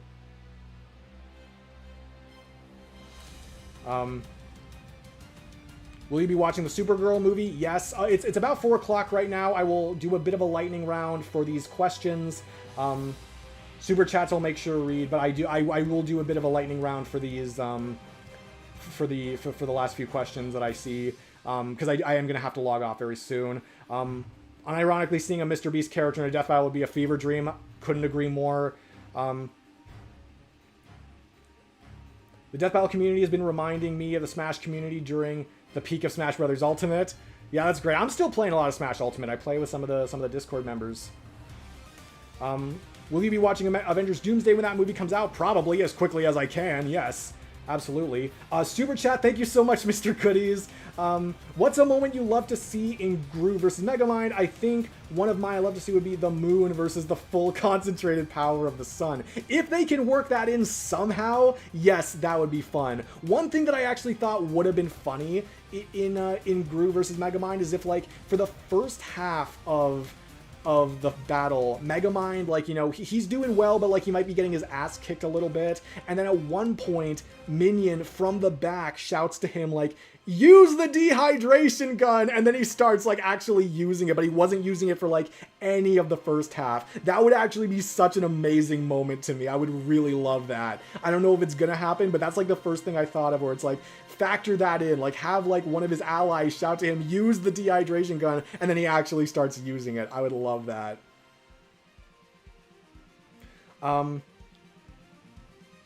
What are your thoughts on Spooderman versus Homemaker? I think it would be a perfect joke meme match if it happened. Sounds like it would be. I know Spooderman more than Homemaker. Is that how you even say it? Yeah, sounds fun. Sounds crazy. Have you seen recent seasons of Daredevil, Born Again, or The Boys? I'm not quite caught up on The Boys. I'm like 2 episodes into that. I think I am caught up on Daredevil, Born Again, though. I am making my way through both of them. Gotta go, Ballot Banter was fun. Can't wait for the next stream. Okay, wait for the next live stream. Bye. Thank you so much for showing up. We're gonna be wrapping this up very soon anyway. So yeah, great to have you here. I appreciate it. I would love it if Gru shrinks the sun. I mean, again, like, oh, I guess, like, yeah, you could power the orbital death ray, and then he shrinks the sun and it removes that. Although he could just shrink. Well, no, he can't. He could shrink the death ray, I suppose. But yeah, maybe it'd be cool if he shrunk the sun, if we know that's even what it's capable of. Okay, I think this is probably where we're gonna wrap this up, because again, it is a little past 4 o'clock, and I need to leave soon to have dinner with my family and my grandma. So that's going to be fun. But thank you guys so much for joining this stream. Again, we're doing these every month. Ballot Banter streams every other month, and then the alternating months we have random streams. So if you guys like this kind of thing, of course, we will be back doing this. If you want to submit, once again, if you want to submit for Ballot Banters, the join button is down below. That is up to you. That is up to your discretion. But if you want to have your matchup talked about in streams like this, you are able to do that for tier 2 and tier 3 members. And again, to everyone who's super chatted, because you guys are always so amazing with that, thank you so much. That really does mean a lot. And yeah, give this video a like if you enjoyed it. Subscribe if you're not a subscriber. I think everyone in the chat is a subscriber, because I think I have subscribers only mode on. But if you're watching, you're not subscribed, and you want to see more stuff like this and other scripted videos, of course, feel free to subscribe. But that's basically everything for now. Please have a good eat. Don't choke on water. Yeah, I have a little bit more of my water. I can finish that up.